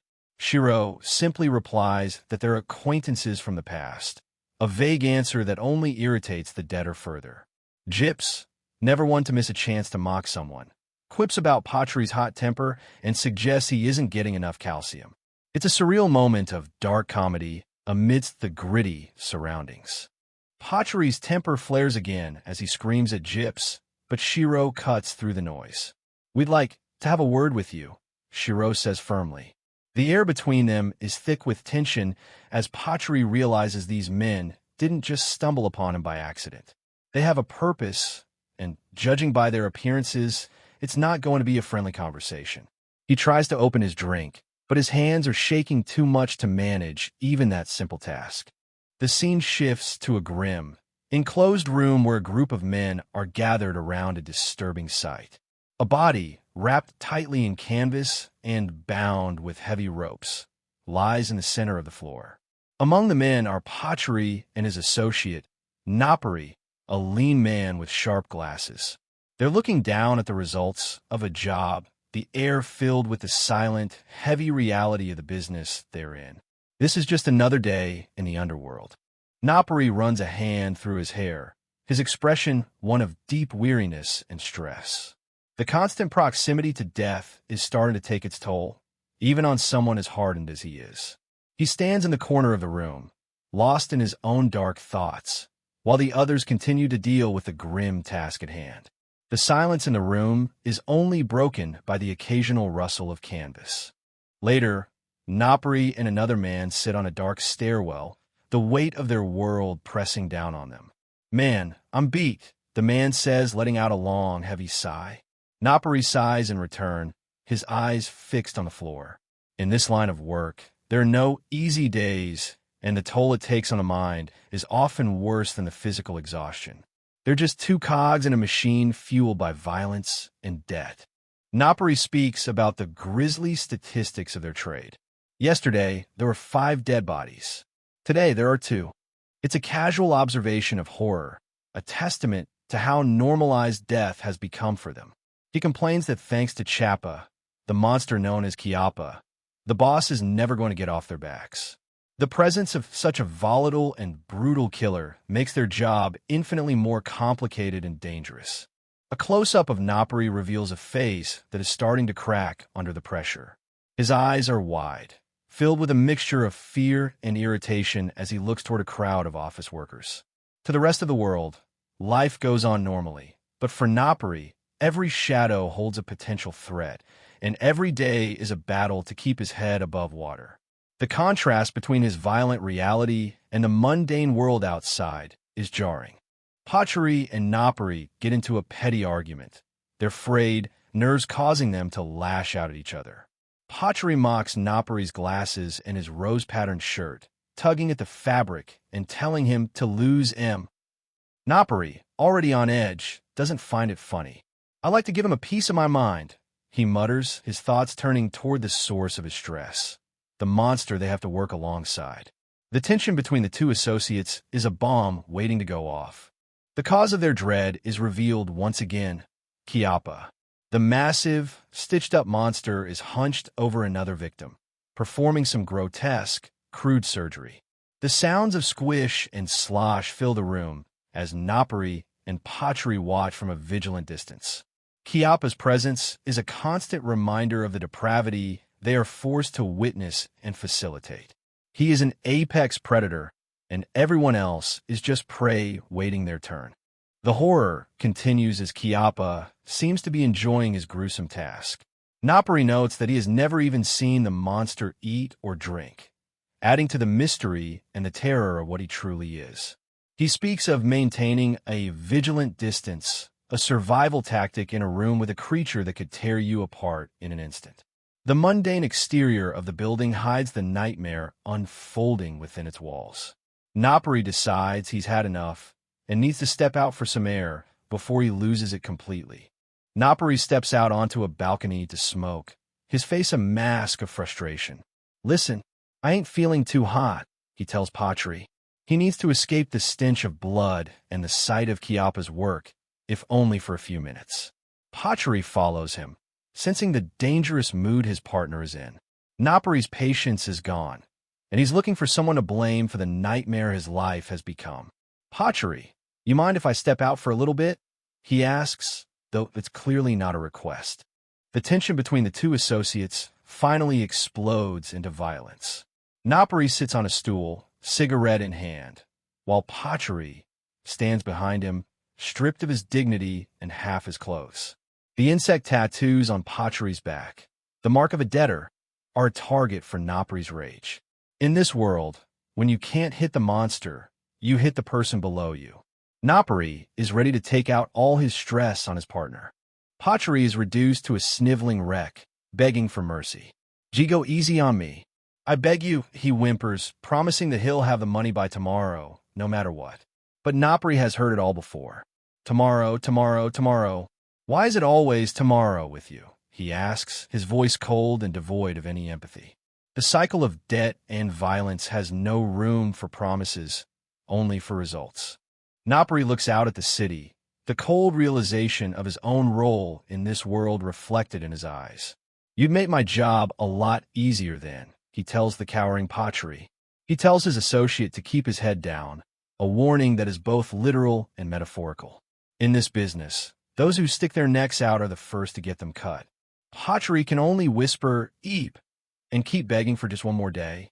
Napari's cruelty reaches a fever pitch as he continues to humiliate Patri. He orders the man to get on his knees and stand on his head, mocking his weakness. When Patri dares to look at him, Napari snaps. "Didn't I tell you not to look at me, asshole?" He screams, his face contorted with a petty, sadistic fury. He's no longer just collecting a debt. He's trying to break what little remains of Patri's spirit. Napari prepares to deliver a brutal beating. "You're dead meat, fatso," he growls, stepping toward the upside-down Patri. "Now, let's bruise you up." He sees this violence as a way to vent his own frustrations, a twisted form of therapy in a world that offers no other comfort. Patri, helpless and terrified, can only wait for the first blow to land. The debt collector is ready to work up a sweat. Outside the building, the sounds of the beating, punch, thud, bam, echo through the air. A mother and her young son walk by, the child looking up toward the noise with a confused expression. "Mommy? What's that noise?" he asks. The mother, hardened by the world she lives in, simply replies, "I'll tell you when you're older." It's a chilling reminder of how the next generation is already being conditioned to accept the violence surrounding them. Napari emerges from the room, sweating and adjusting his clothes as if he'd just finished a light workout. "I like to work up a sweat," he says with a dark, satisfied smirk. He looks down at the broken pottery one last time, delivering a final warning. You better have my money tomorrow, fat ass." The violence has served its purpose for now, leaving Napari feeling refreshed while Patri is left in pieces. It's just the way things are. Later, Pottery is in a public bathroom, trying to wash away the physical and emotional stains of the beating. The sounds of FWSSH and flush fill the small, dirty room as he splashes cold water on his face. He's trying to gather what little dignity he has left, but the water can't wash away the fear or the bruises. The mundane reality of the bathroom is a stark contrast to the brutality he just endured. Pottery looks at his reflection in the cracked mirror, seeing a man he barely recognizes. The fear in his eyes is permanent now, a reflection of the world he's trapped in. He knows that tomorrow is coming, and with it, the threat of even more violence. He's a man with no exit, staring at the ghost of who he used to be. The cycle continues, and he's just waiting for the next turn of the wheel. The scene shifts back to the streets, the cold light of a street lamp casting long, harsh shadows. Someone, perhaps Parrot or Shiro, is heard asking a monster. It's a word that is becoming all too common in their conversations. The line between man and monster is blurring, and the real horrors are starting to emerge from the darkness. The city itself seems to be waiting for the next tragedy to unfold. The chaos of the streets settles into a tense ceasefire as Shiro, Gyps, and Parrot drag a heavily bruised Pottery into a nearby diner. The debtor is far from grateful, clutching his face while shouting in disbelief. We're friends. Trapped in a world where kindness usually comes with a hidden cost, he's not buying the sudden help from this trio of dangerous strangers for a second. Pottery's defensive walls manifest as a string of crude insults, barking that Shiro and Gyps look like they stuck their dicks in a hay baler before snapping at the half-naked Parrot to cover up. As a young waiter nervously approaches the table, the group starts listing off a bizarrely varied mix of drink orders. They're looking for a moment of peace, completely oblivious to the fact that this diner's rules are about to spark another confrontation. The diner scene quickly takes a dark turn as Pottery directs his lingering rage toward the young waiter. When a nervous young man politely informs them that beverage orders are placed at the bar, Pottery explodes. "Don't fuck with me, snot rag," he barks, his face twisted in a sneer. Even though it's a self-service bar, he demands to be served, his sense of entitlement fueled by the violence he's recently endured. The waiter can only stand there, stunned by the unprovoked hostility. Despite the waiter's explanation, the group stands together at the self-service drink corner. It's a surreal sight. The bandaged Shiroshiba, the eccentric Chappa, Gyps, and the half-naked Parrot, the Parrot, all looming over the small counter. The silence between them is heavy, a strange pause in their chaotic lives as they prepare to continue their discussion. They walk back to their booth, drinks in hand. Parrot has his parakeet perched on his shoulder, a bizarre contrast to his lethal combat persona. Pottery leads the way, still huffing with irritation. The four of them are a group of broken outcasts, temporarily united by chance and the shared grim reality of the city. The other diners keep their distance, sensing the dangerous aura surrounding the table. Pottery winces as he sips his drink through a straw, complaining that a canker sore is acting up, no doubt a result of the beating he took earlier. Shiro ignores the whining, leaning in to remind him that they still have much to discuss. He's looking for information, and Pottery is his only lead. Gyps watches from the side, commenting on how much the man loves his beverages even in his battered state. Pottery isn't finished with the waiter yet. He calls the young man back over, his tone dripping with condescension. The waiter looks terrified, his eyes darting between the three hardened men. "Waiter!" Pottery bellows, relishing the small bit of power he can exert over someone even more vulnerable than himself. Shiro and Gyps watch the exchange with a cold, detached interest. The waiter tries to stand his ground, repeating that it's self-service, but Pottery isn't having it. "Since all you're doing is standing around scratching your balls, then why not fetch me a glass of aqua, Kay?" he mocks. It's a cruel display of bullying, a man who was just humiliated by a debt collector now doing the same to a service worker. The waiter's eye twitches, his professional mask starting to crumble under the weight of the abuse. The waiter eventually relents, bringing the glass of water to the table. As he tries to set it down and escape, Pottery stops him with a hand on his arm. "Not so fast, pal," he says with a dark, predatory smile. "Here's your—" The waiter begins, but he's cut off by Pottery's intense, unblinking gaze.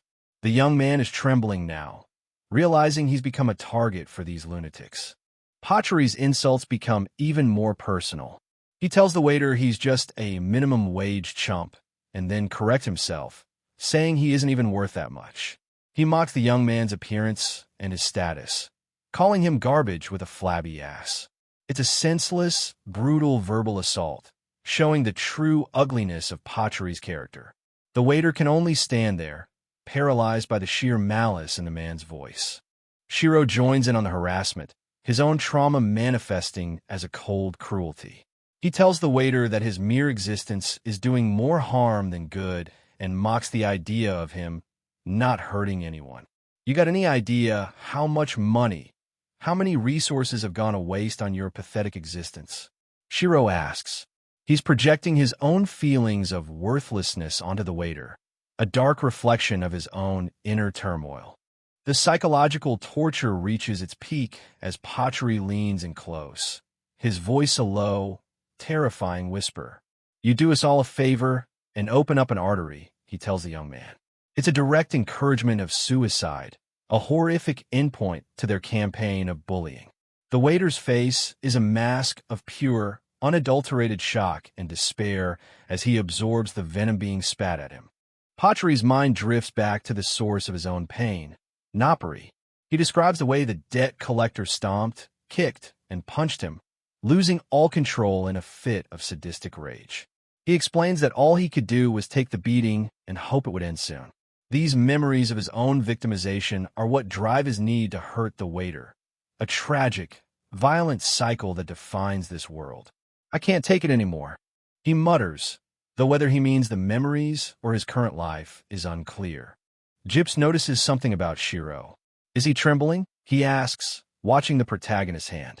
Shiro is smoking, his face partially obscured by bandages, but the intensity of his aura is undeniable.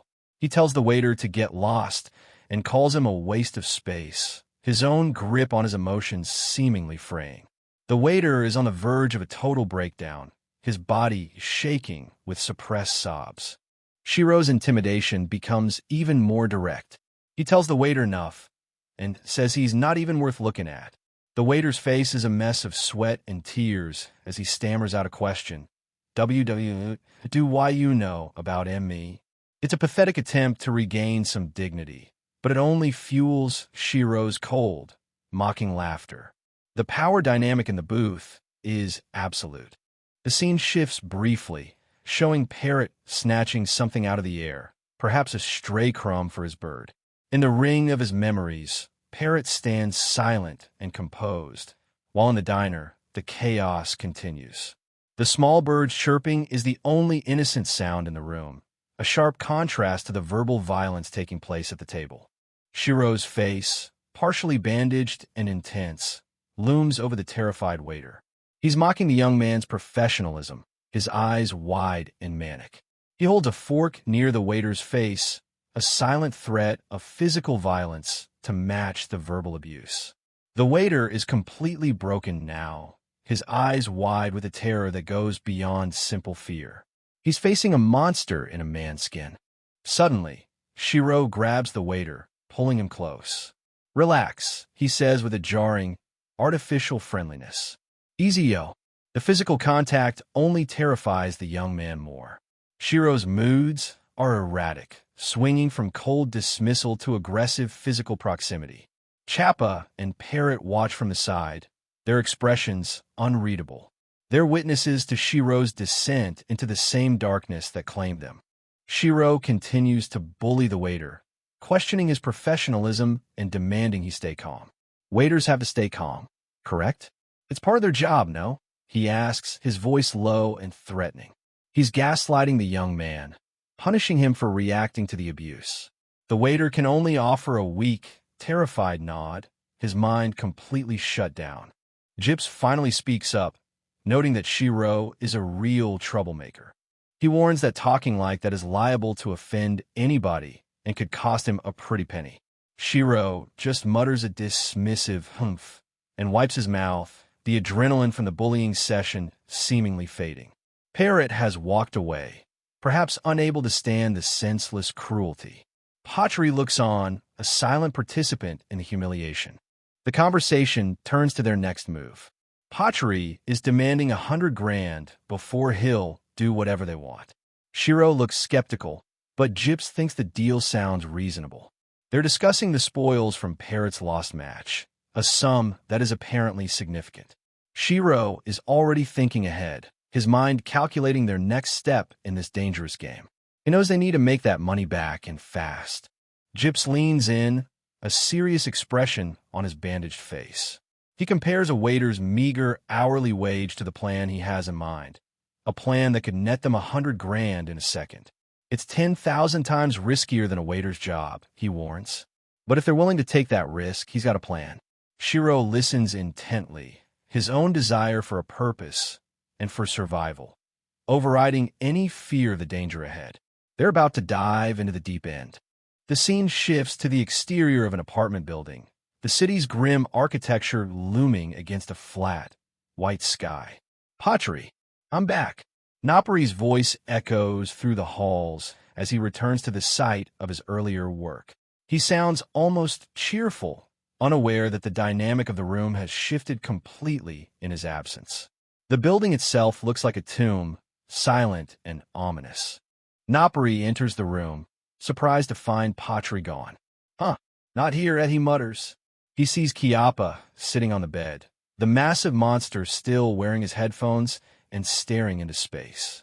Napari mentions he had brought candy and stuff for him, showing a strange, almost paternalistic side to their horrific partnership.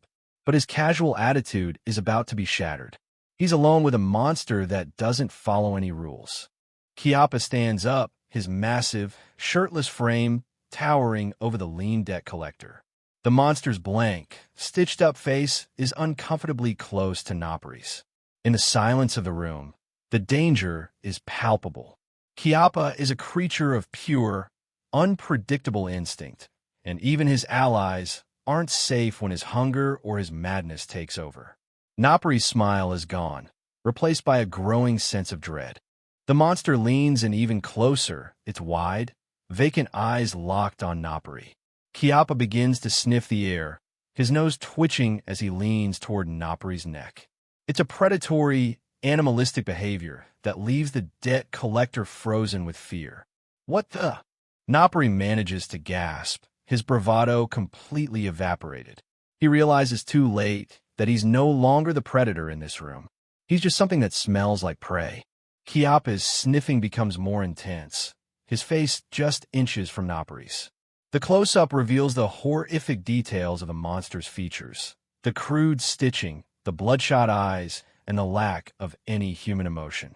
Napari is sweating profusely, his breath hitching as he realizes the magnitude of the danger he's in.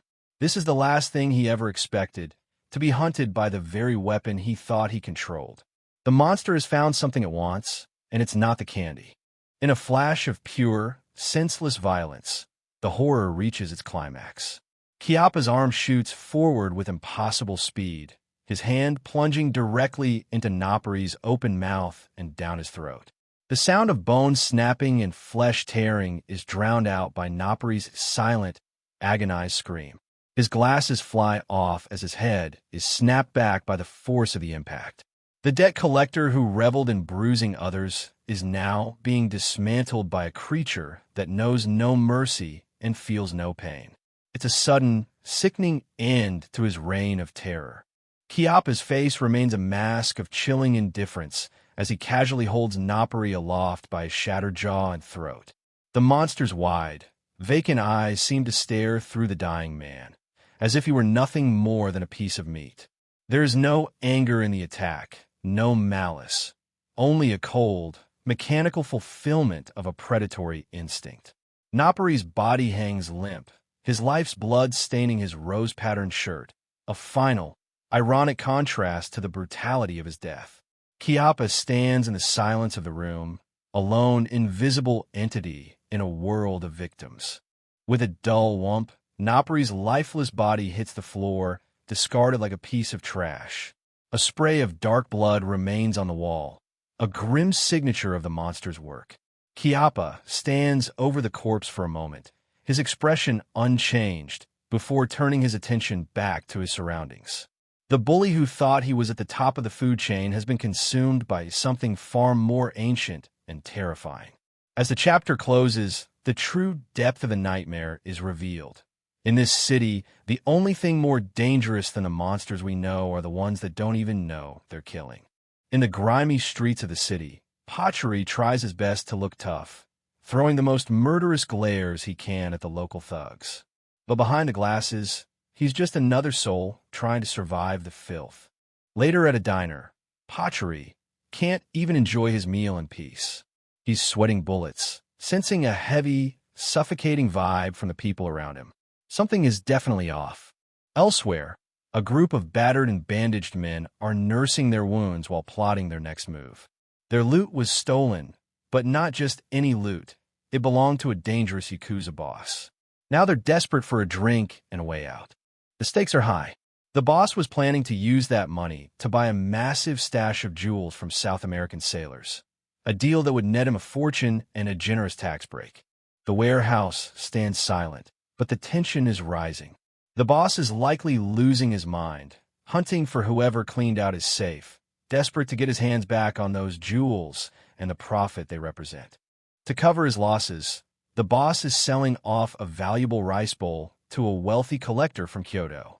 That collector is arriving in Tokyo today on the bullet train, carrying a suitcase full of cash, the perfect target. Chappa, his face wrapped in bandages, looks on with a chilling calmness. For him, this isn't just a heist, it's an opportunity. "I think we should take it," he says, his voice devoid of hesitation. When asked how he got such sensitive info, Chappa simply smirks. In their world, interception is just part of the game. Information is power, and they just took it all. Back at the diner, Pachuri's blood runs cold when he hears a voice that's terrifyingly familiar. Before he can react, his phone is snatched right out of his hand. Panic starts to set in. On the other end of the line, Chappa is lounging with a smirk, fully aware of the terror he's instilling. He's the one pulling the strings, and he's clearly enjoying the control he has over Pachuri. Chappa toys with him, mocking his meal while Pachuri trembles. He tells him not to call the boss just yet, keeping the pressure high as the game truly begins. The ultimatum is simple. If Pachuri wants to finish his food, he has to drop his phone and stomp on it. It's a complete humiliation, and Pachuri's wide-eyed shock shows he knows he has no choice. With a violent slam and a sickening crunch, Pachuri destroys his own phone. Chappa's expression is cold and triumphant. The message is sent, and the real game is finally underway. Despite the drama, Chappa's companion, Parrot, is skeptical, thinking the message didn't even land. But Chappa doesn't care. The chaos has already been set in motion. Chappa and Parrot walk through the desolate industrial area, the city's concrete skeleton looming behind them. Parrot is excited, relishing the chaos, and wonders why the others weren't invited to the party. They talk about fun, like it's a drug. For men like them, regular life is a bore. They only feel alive when things are on the edge of destruction. It's about that primal urge, the need to tear down everything they hate about the world. They aren't just criminals. They're agents of pure, unadulterated nihilism. Chappa reflects on their group, noting how similar they all are. Parrot, Shiro, even the old man. They're all cut from the same dark, damaged cloth. Parrot isn't one for deep thinking. He just listens, a blank look on his face as Chappa waxes poetic about their shared, twisted nature. "What I mean?" he asks, missing the point entirely. They are the masochistic jerks of society, pushed into the most sordid corners, scrounging for even a single ounce of what normal people call happiness. It's a bleak realization, but it's their reality. Chappa admits he's on the verge of exploding. But since Shiro Shiba showed up, he's felt a sense of liberation, like things aren't just what they seemed anymore. He's found a new reason to play the game. He looks at Parrot, asking if he felt that same shift, that same spark of something different. But Parrot's response is far from philosophical. He's just focused on the moment. Parrot scoffs, turning the conversation ugly. He mocks Chappa's admiration for Shiro with a crude slur, thinking he's caught Chappa in a moment of weakness. The atmosphere shifts instantly from deep to dangerous. Chappa's eye narrows, the insult slicing through his usual calm. Parrot's jab hit a little too close to home, and even the bird on his shoulder seems to sense the sudden, lethal shift in the air. In a heartbeat, the banter ends as Chappa jams a gun into Parrot's chest. His voice is a low, dangerous growl. Say it again. I dare you. This isn't just a threat. It's a standoff waiting for a reason to explode. Gyps and Parrot, the parrot, stand on the rooftop, the tension finally breaking. Parrot chuckles, trying to ease the mood after Chappa's outburst. Hey, take it easy, he says, a smirk playing on his lips. I was just fucking with you. Even in this hellhole, he can't help but push buttons. The scene shifts to an old apartment building, its silence shattered by the deafening cracks of gunfire. BLAM, BLAM, BLAM. The air grows thick with the smell of gunpowder and the sudden, violent weight of death. Inside, several men are already down, their lives snuffed out in a heartbeat. Parrot looks around the room, stepping over the corpses without a hint of remorse. He leans back, looking at the ceiling. You know, this room's feng shui just ain't doing it for me, he remarks casually. He's lived in the shadows for so long that blood on the floor is just a minor interior design flaw. Gyps stands by the window, having already put his past behind him. Gyps reaches up and begins to peel away the layers of bandages that have defined his face.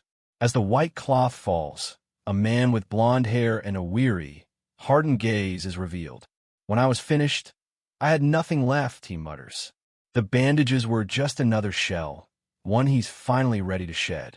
Now, unmasked, Gyps looks at his reflection, noting how much his camouflage has changed. He turns to Parrot, who is still shirtless, and offers him a choice, a stupid-ass shirt or a stinky-ass one. Parrot, ever the nihilist, is comfortable in his own skin, but Gyps knows they need to blend in if they're going to survive the next mission. Gyps needs a shower, a rare moment of luxury before the real work begins. Parrot stares at his reflection in the mirror, his back still bare. Gyps steps up behind him, forcing a shirt onto his shoulders. It won't bite, he says dryly. Just put on. They're no longer just survivors. They're preparing for a tactical strike. Deep within their hideout, Gyps reveals his primary tool, a sleek, high-caliber rifle. Parrot watches as his companion inspects the weapon with practiced ease. This isn't just gear. It's an extension of Gyps himself. The game is changing, and the stakes are about to go through the roof. Dressed in simple denim and carrying a heavy equipment bag, Gyps walks through the urban decay, with Parrot by his side. They move with purpose, ghosts in a city that's already half dead. Every step brings them closer to the target. They arrive at the designated building. But there's a problem. It's closed, and the only way to the roof is through the interior.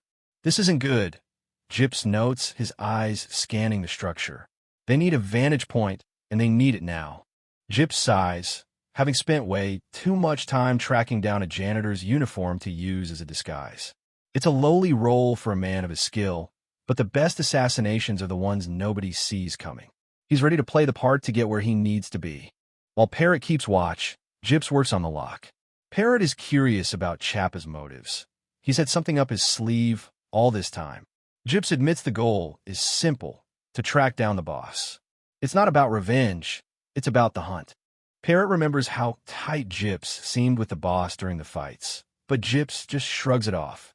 Let's say he started to bore me, he says coldly. Loyalty is a luxury he can no longer afford. For him, people are just variables in an equation that's increasingly meaningless. With the way clear, Gyps gives a thumbs up. All right then, let's get to the roof. The preparation is over. The high-altitude vantage point is their next destination, and the city's skyline is the only witness to their climb. They scale the building's exterior, hands gripping the cold, hard edges as they rappel upwards.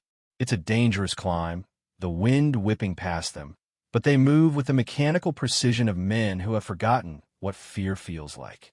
SCHRK. CHHK. Every movement is deliberate. On the roof, Parrot is genuinely impressed. Amazing. You are like superhuman, he exclaims. Gyps just gazes out at the sprawling city, unbothered by the compliment. He pulls out his phone and dials a number. Shiro, how's everything coming along? He asks, his voice calm amidst the urban void.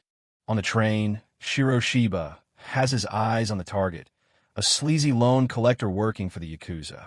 No worries here, Shiro reports, his face still partly covered in bandages. He spotted the man easily. He looks just like the picture Gyps drew. The trap is set.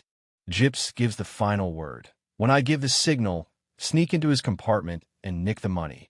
Shiro listens, his expression unreadable. He tells the others to hang back and keep their phones on. The heist on the Shinkansen is about to go live. Shiro's thoughts are dark as he stares out the train window. He's gone from a factory floor to robbing guys on moving trains in the blink of an eye. Even when I saw my friends' bodies in my apartment, I felt nothing. He realizes he's been living in a state of emotional numbness since his memories were wiped 10 years ago. Gyps talks about risks, but for Shiro, there's nothing left to lose. The high-speed train roars through the station with a deafening clank. Rattle, clank. The blur of the Shinkansen is the only thing moving in this desolate landscape. The countdown to the moment of impact has begun. Gyps settles into position on the rooftop, his eye pressed against the sniper scope. He's a statue of focus, his finger resting lightly on the trigger. He's not just an assassin.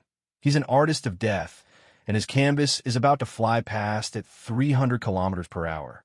Parrot stands behind him, his tone uncharacteristically serious. 3 minutes left, he warns.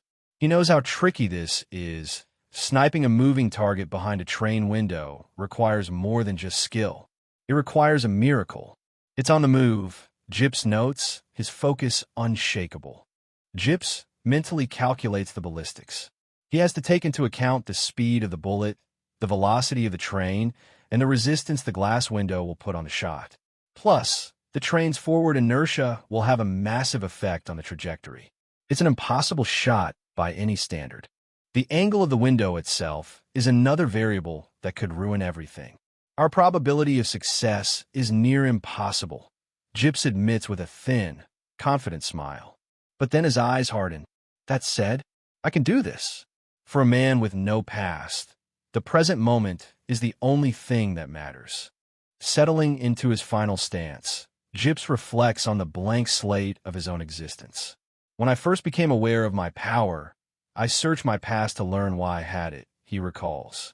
But he found nothing. His life effectively began 10 years ago, a man born into a world of violence and lethal skill. He has his precision, Parrot has his raw strength, but both are anchors in a sea of forgotten memories. The only physical proof of their connection is the spider lily tattoo etched into their skin, a mark shared by Gyps, Parrot, and Shiro Shiba alike. It's a silent brand of a shared origin they can't even remember. 1 minute to go, Gyps whispers, his finger tightening on the trigger as the air grows cold. The past is a void, but the next 60 seconds will define everything they are. Waiting for the target to appear, Gyps reflects on his empty past. Maybe Shiro's right, he muses. Maybe we all really are acquaintances from the past. Despite the void in his memory, he's just like anyone else, trying to find some semblance of meaning in a world that offers none. Below, the train speeds through the station, its roar a harbinger of the violence to come. The moment of truth arrives. Gyps focuses his gaze, his eye widening with predatory precision as the target passes through his crosshairs. His finger rests steadily on the trigger, the world around him slowing to a crawl. Then with absolute coldness, he squeezes. Blam! The gunshot echoes like thunder across the gray, industrial skyline. It's a single, perfect note of destruction that cuts through the hum of the city, marking the end of a life and the beginning of a nightmare. On the high-speed train, the impact is instantaneous. The loan collector doesn't even have time to scream as the bullet finds its mark, his face contorting in a final, silent expression of agony. Inside the luxury compartment, chaos erupts in a spray of crimson. Blood spatters against the pristine walls as the target collapses. The briefcase he was so desperate to protect, now lying beside his lifeless body. Back on the rooftop, Gyps observes the scene through his scope, his expression unchanged. "Bullseye," he whispers. From this distance, the death on the train is just a successful data point in a very lethal calculation. Gyps lowers his rifle, the heat still radiating from the barrel. "My work here is done," he declares, a faint, chilling smirk touching his lips. He's played his part. Now the real test begins. Gyps turns to Parrot, the parrot, who stands by with his trademark stoicism. "Now it's up to Shiro and the old man," Gyps says, his voice carrying a hint of dark curiosity. "Let's see if Shiro can pull this off." He knows the target is down, but the mission is far from over.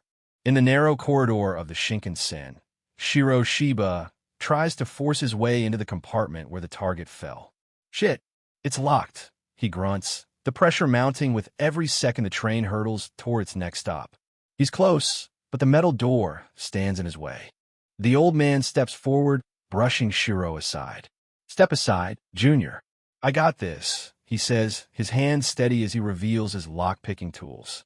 He claims to be an unlicensed private detective, but his skill with a tension wrench suggests a much darker professional history. "I'm still the best," he mutters as the tumblers begin to click.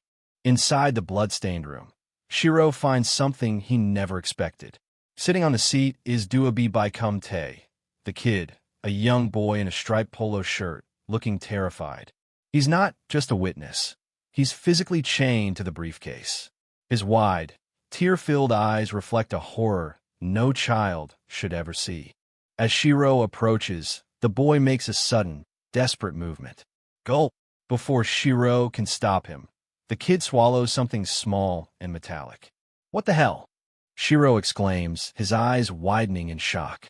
Even the old man, usually unfazed, looks on in disbelief as the situation takes a turn for the grotesque.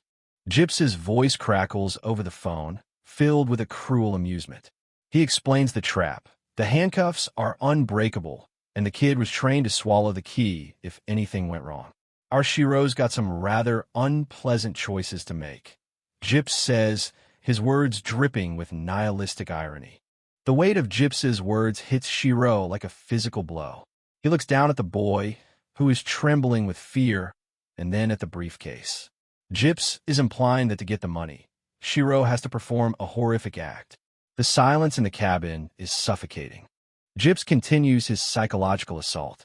If he goes through with either, he's going to have it on his conscience the rest of his life, he says to Parrot.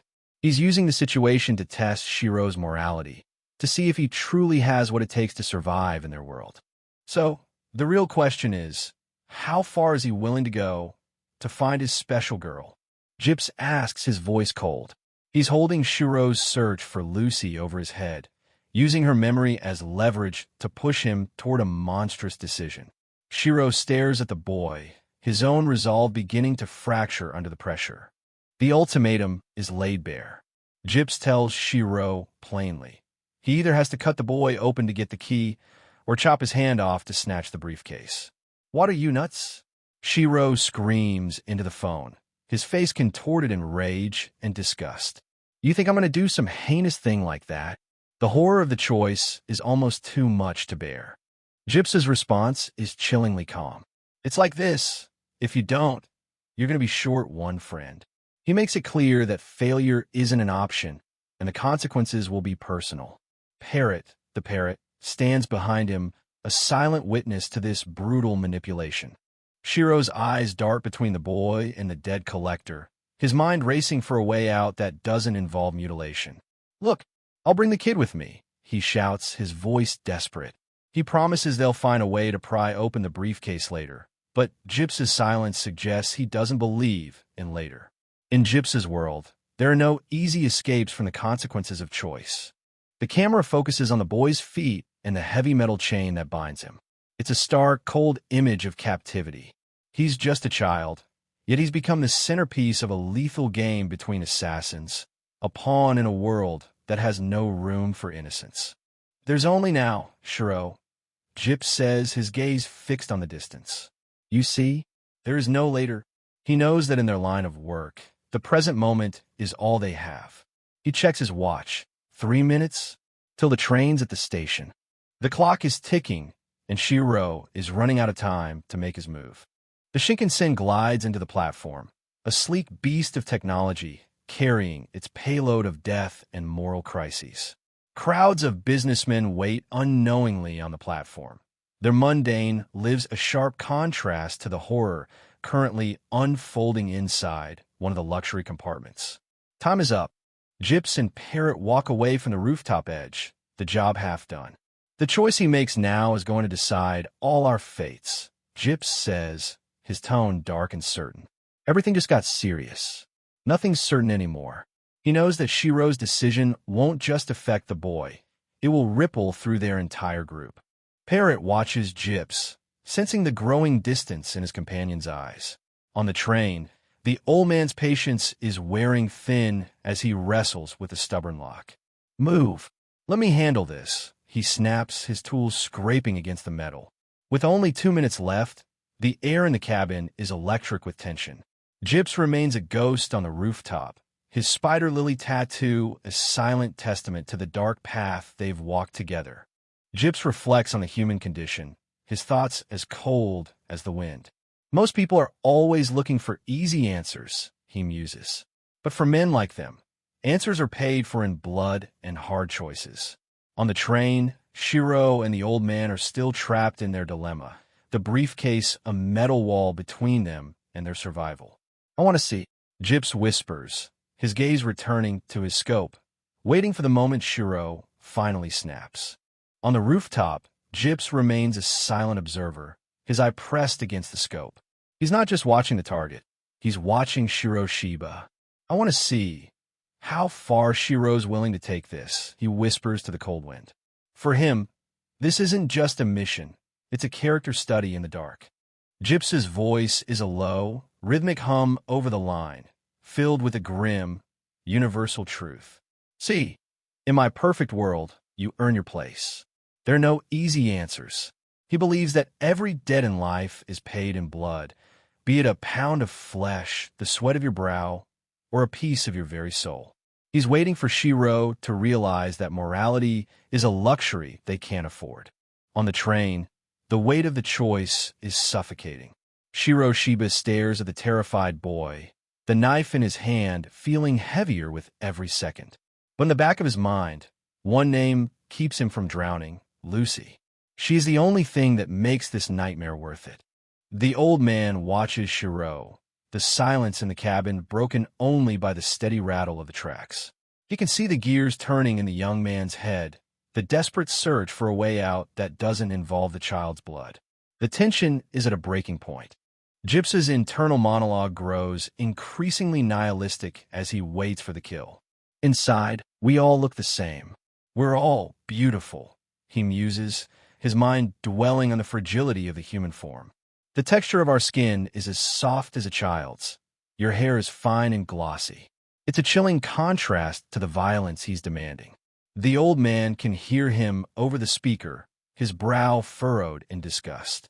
Shiro, you better not be talking to me, he snaps, sensing the madness in the air. In a flash of memory, or perhaps a fever dream, Lucy appears. She's sitting on a set of concrete stairs, a solitary figure of innocence amidst the urban decay. She is the anchor that keeps Shiro from drifting too far into the darkness. Lucy's gaze is calm, almost ethereal. To Shiro, she represents a world that still has meaning, a world he's determined to return to, no matter the cost to himself. She is the reason he keeps moving forward. Shiro's resolve hardens. I'm going to see Lucy again, no matter what I have to do, he tells Gyps, his voice steady despite the horror around him. Gyps just sighs, the sentimentality boring him. Ugh, this isn't the time to get lovey-dovey, Shiro. Get back to business. For Gyps, the mission is the only thing that matters. Then comes the sound of a choice being made, a wet, sickening shruck. Shiro Shiba plunges the knife down, the sound echoing through the luxury compartment. He's found his third option, and it's a bloody one. The old man recoils, his eyes wide with horror as he witnesses the act. "Christ Almighty!" he screams, the sight of the carnage almost too much to handle. The train rattles on, indifferent to the gore currently staining its expensive carpet. Gyps, on the other end of the line, just waits for the update. Shiro sits amidst the blood, the severed hand of the dead collector still clutched in his grip. He's managed to free the briefcase without hurting the boy, but the cost is a room turned into a slaughterhouse. "That's a dead man's corpse you're messing with," the old man shouts, his stomach churning. Shiro is unfazed, his logic cold and practical. "Besides, I think his tap dancing days are over," he says dryly, looking at the remains. The dead feel no pain. He has a plan. They take the kid, shove some laxatives down his throat, and get the key the natural way. He thinks he's won the moral high ground without losing the objective. "You did it," the old man gasps, the relief finally setting in. But the kid, he doesn't look relieved. Shiro gives the boy a gentle pat on the head, a small gesture of humanity after the nightmare they've both endured. "See you around, kid," he says, getting ready to leave. He thinks he's saved the boy's life. He couldn't be more wrong. "Do a be by come te." The kid looks at Shiro with a gaze that's far too old for his years. "You're underestimating him," the boy whispers. He knows the world Shiro is trying to navigate far better than Shiro does. "Who?" Shiro asks, pausing as he heads for the door. The kid explains the brutal reality of his situation. "The boss, he wouldn't have hesitated to rip my guts open and take what he wanted. He warned Shiro that the boss will destroy them for this." The boy's sweat and wide-eyed fear tell a story of a life lived under a shadow so dark that Shiro's mercy feels like a foreign language. Shiro just smirks, taking the warning as a challenge. "Thanks for the heads up," he says, heading for the exit. He's got the money, and he's kept his soul intact, or so he thinks. "Come on, let's get out of here," the old man urges, desperate to leave the blood and the horror behind. As they leave, Shiro asks the boy one last question. "Hey, was that dad?" The kid's response is a bitter scoff. "That loser. No way." Shiro accepts the answer and walks away. "Good. I don't know you nothing then. Later." With a final slam, the door closes, leaving the boy alone with the remains of the collector. The moment Shiro is gone, the kid's composure shatters. He clutches his head, a high-pitched screech of pure terror escaping his lips. He knows exactly what's coming for him, and the mercy Shiro thought he showed is actually a death sentence. The boy sits curled in a ball on the seat, his entire body trembling as the weight of his fate descends. In the world of the boss, there are no survivors of failure, and the kid is the ultimate failure. The tremble lines in the air are the only thing filling the silent compartment. Shiro Shiba and the old man walk away into the bustling station, two shadows merging back into the crowd. They think they've finished the mission, that they can just walk away from the gore they left behind. But the strings of the Whirlingam are never that easily cut. Shiro glances back, the spider lily tattoo on his arm, a stark reminder of his past and the lethal skills he's used today. He's feeling confident, even triumphant. He thinks he's beaten Gyps at his own game. Standing outside the station, Shiro calls Gyps one last time. "We pulled it off, Gyps. It was perfect. I accomplished our objective without compromising my conscience." He's practically gloating, proud of his clean victory. He expects praise, or at least an acknowledgement of his skill. Gyps doesn't give him either. He stands on the rooftop, looking out at the city with a gaze that's as cold as the concrete. "You just don't get it. Shiro," he says quietly. "What the hell? I pulled that mission off perfectly." Shiro shouts back, his frustration mounting. "What's your problem, anyway? What do you know that I don't?" Gyps delivers the crushing blow. That boy's going to be killed. He knows how the boss operates. Leaving the kid alive after losing the money isn't an act of mercy. It's handing the boss a scapegoat to torture. As Gyps speaks, the kid is seen being led away by men in black suits, a small, striped figure swallowed by the shadows of power. Gyps's final words are a chilling indictment of Shiro's conscience. The boss doesn't tolerate failure. He's going to kill him. After he questions him about what happened, Gyps knows that the boy's death will be long and agonizing, and it's all because Shiro wanted to feel good about himself. The mission was a success, but the cost is an innocent life, and Shiro's conscience is about to become a very heavy burden. Gyps's voice is cold as he delivers the final, crushing truth. The moment Shiro Shiba took that briefcase, he signed the boy's death warrant. In the world of the boss, the stakes are always life or death, and failure, even a child's, is never tolerated. By choosing the clean path, Shiro has unwittingly condemned an innocent to a much slower, more painful end. Shiro Shiba stands alone in the urban sprawl, his heart heavy with Gyps's words. He tries to push back, asking for the boss's location, desperate to find some way to rectify the situation. But Gyps just listens, the distance between them feeling greater than ever. The two men exchange verbal barbs over the line. Shiro is furious, calling Gyps a bastard, but Gyps is unfazed. "I thought you wanted to keep your conscience clean," he taunts. "You do like riding that fine line, don't you, Shiro?" For Gyps, there are no easy answers, only the brutal reality of the world they inhabit. Shiro leans against a concrete pole, the neon lights of the city reflecting off his bandages. "I can't let him hurt the boy," he whispers to himself. He's caught between his promise to Lucy and the horrific consequences of his own mercy. The weight of his decision is starting to crush him. Gyps remains on the rooftop, his expression unreadable. He's been putting Shiro to the test all day, pushing him to the brink to see what kind of man he truly is. He's the one writing the rules of this lethal game, and he's waiting to see if Shiro will finally break. Parrot, the parrot, watches Gyps, his brow furrowed. He thinks the sniper is being too harsh, too mushy with his dark philosophy. "Christ, just listen to yourself," he grumbles. But Gyps doesn't care about being understood. He knows the boss is heading for the port to meet the South Americans, and they have a new target to intercept. "Let's see you put your money where your mouth is." Parrot challenges. Parrot leans in, his gaze intense. "So, what do you think? Do you pass or flunk?" He's curious about Gyps's final verdict on their newest member. In this world, passing is the only thing that keeps you alive.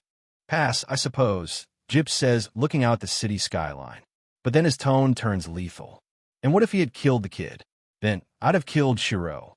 For Gyps, there's a line even they shouldn't cross, and he was ready to enforce it with a single pull of the trigger. Parrot just shakes his head. "Man, you're weird."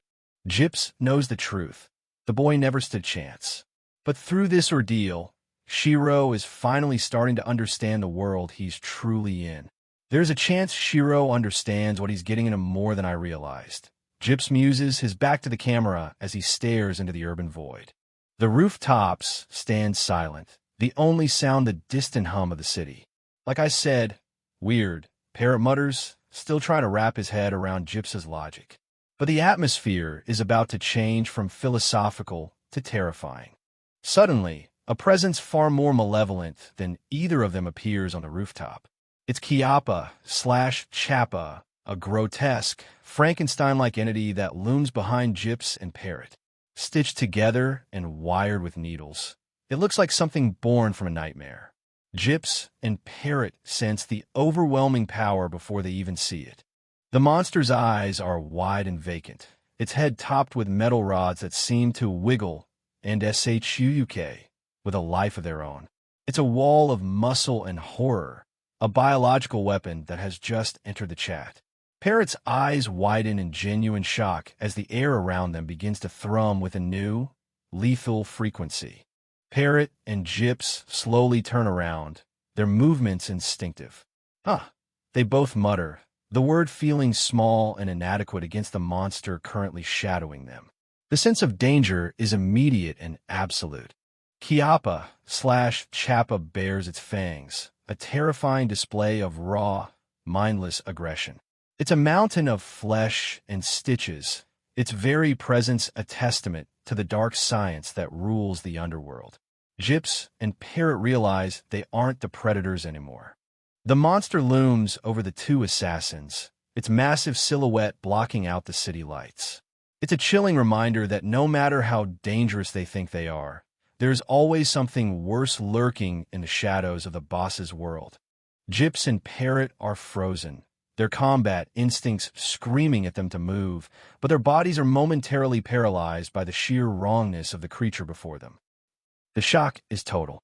The real fight hasn't even begun. The chapter ends with a haunting close-up of Chiappa/Chappa's face. The needles, the stitches, and those vacant, predatory eyes. It's a vision of a future that's already here. The mission was just the beginning. The nightmare has only just truly started.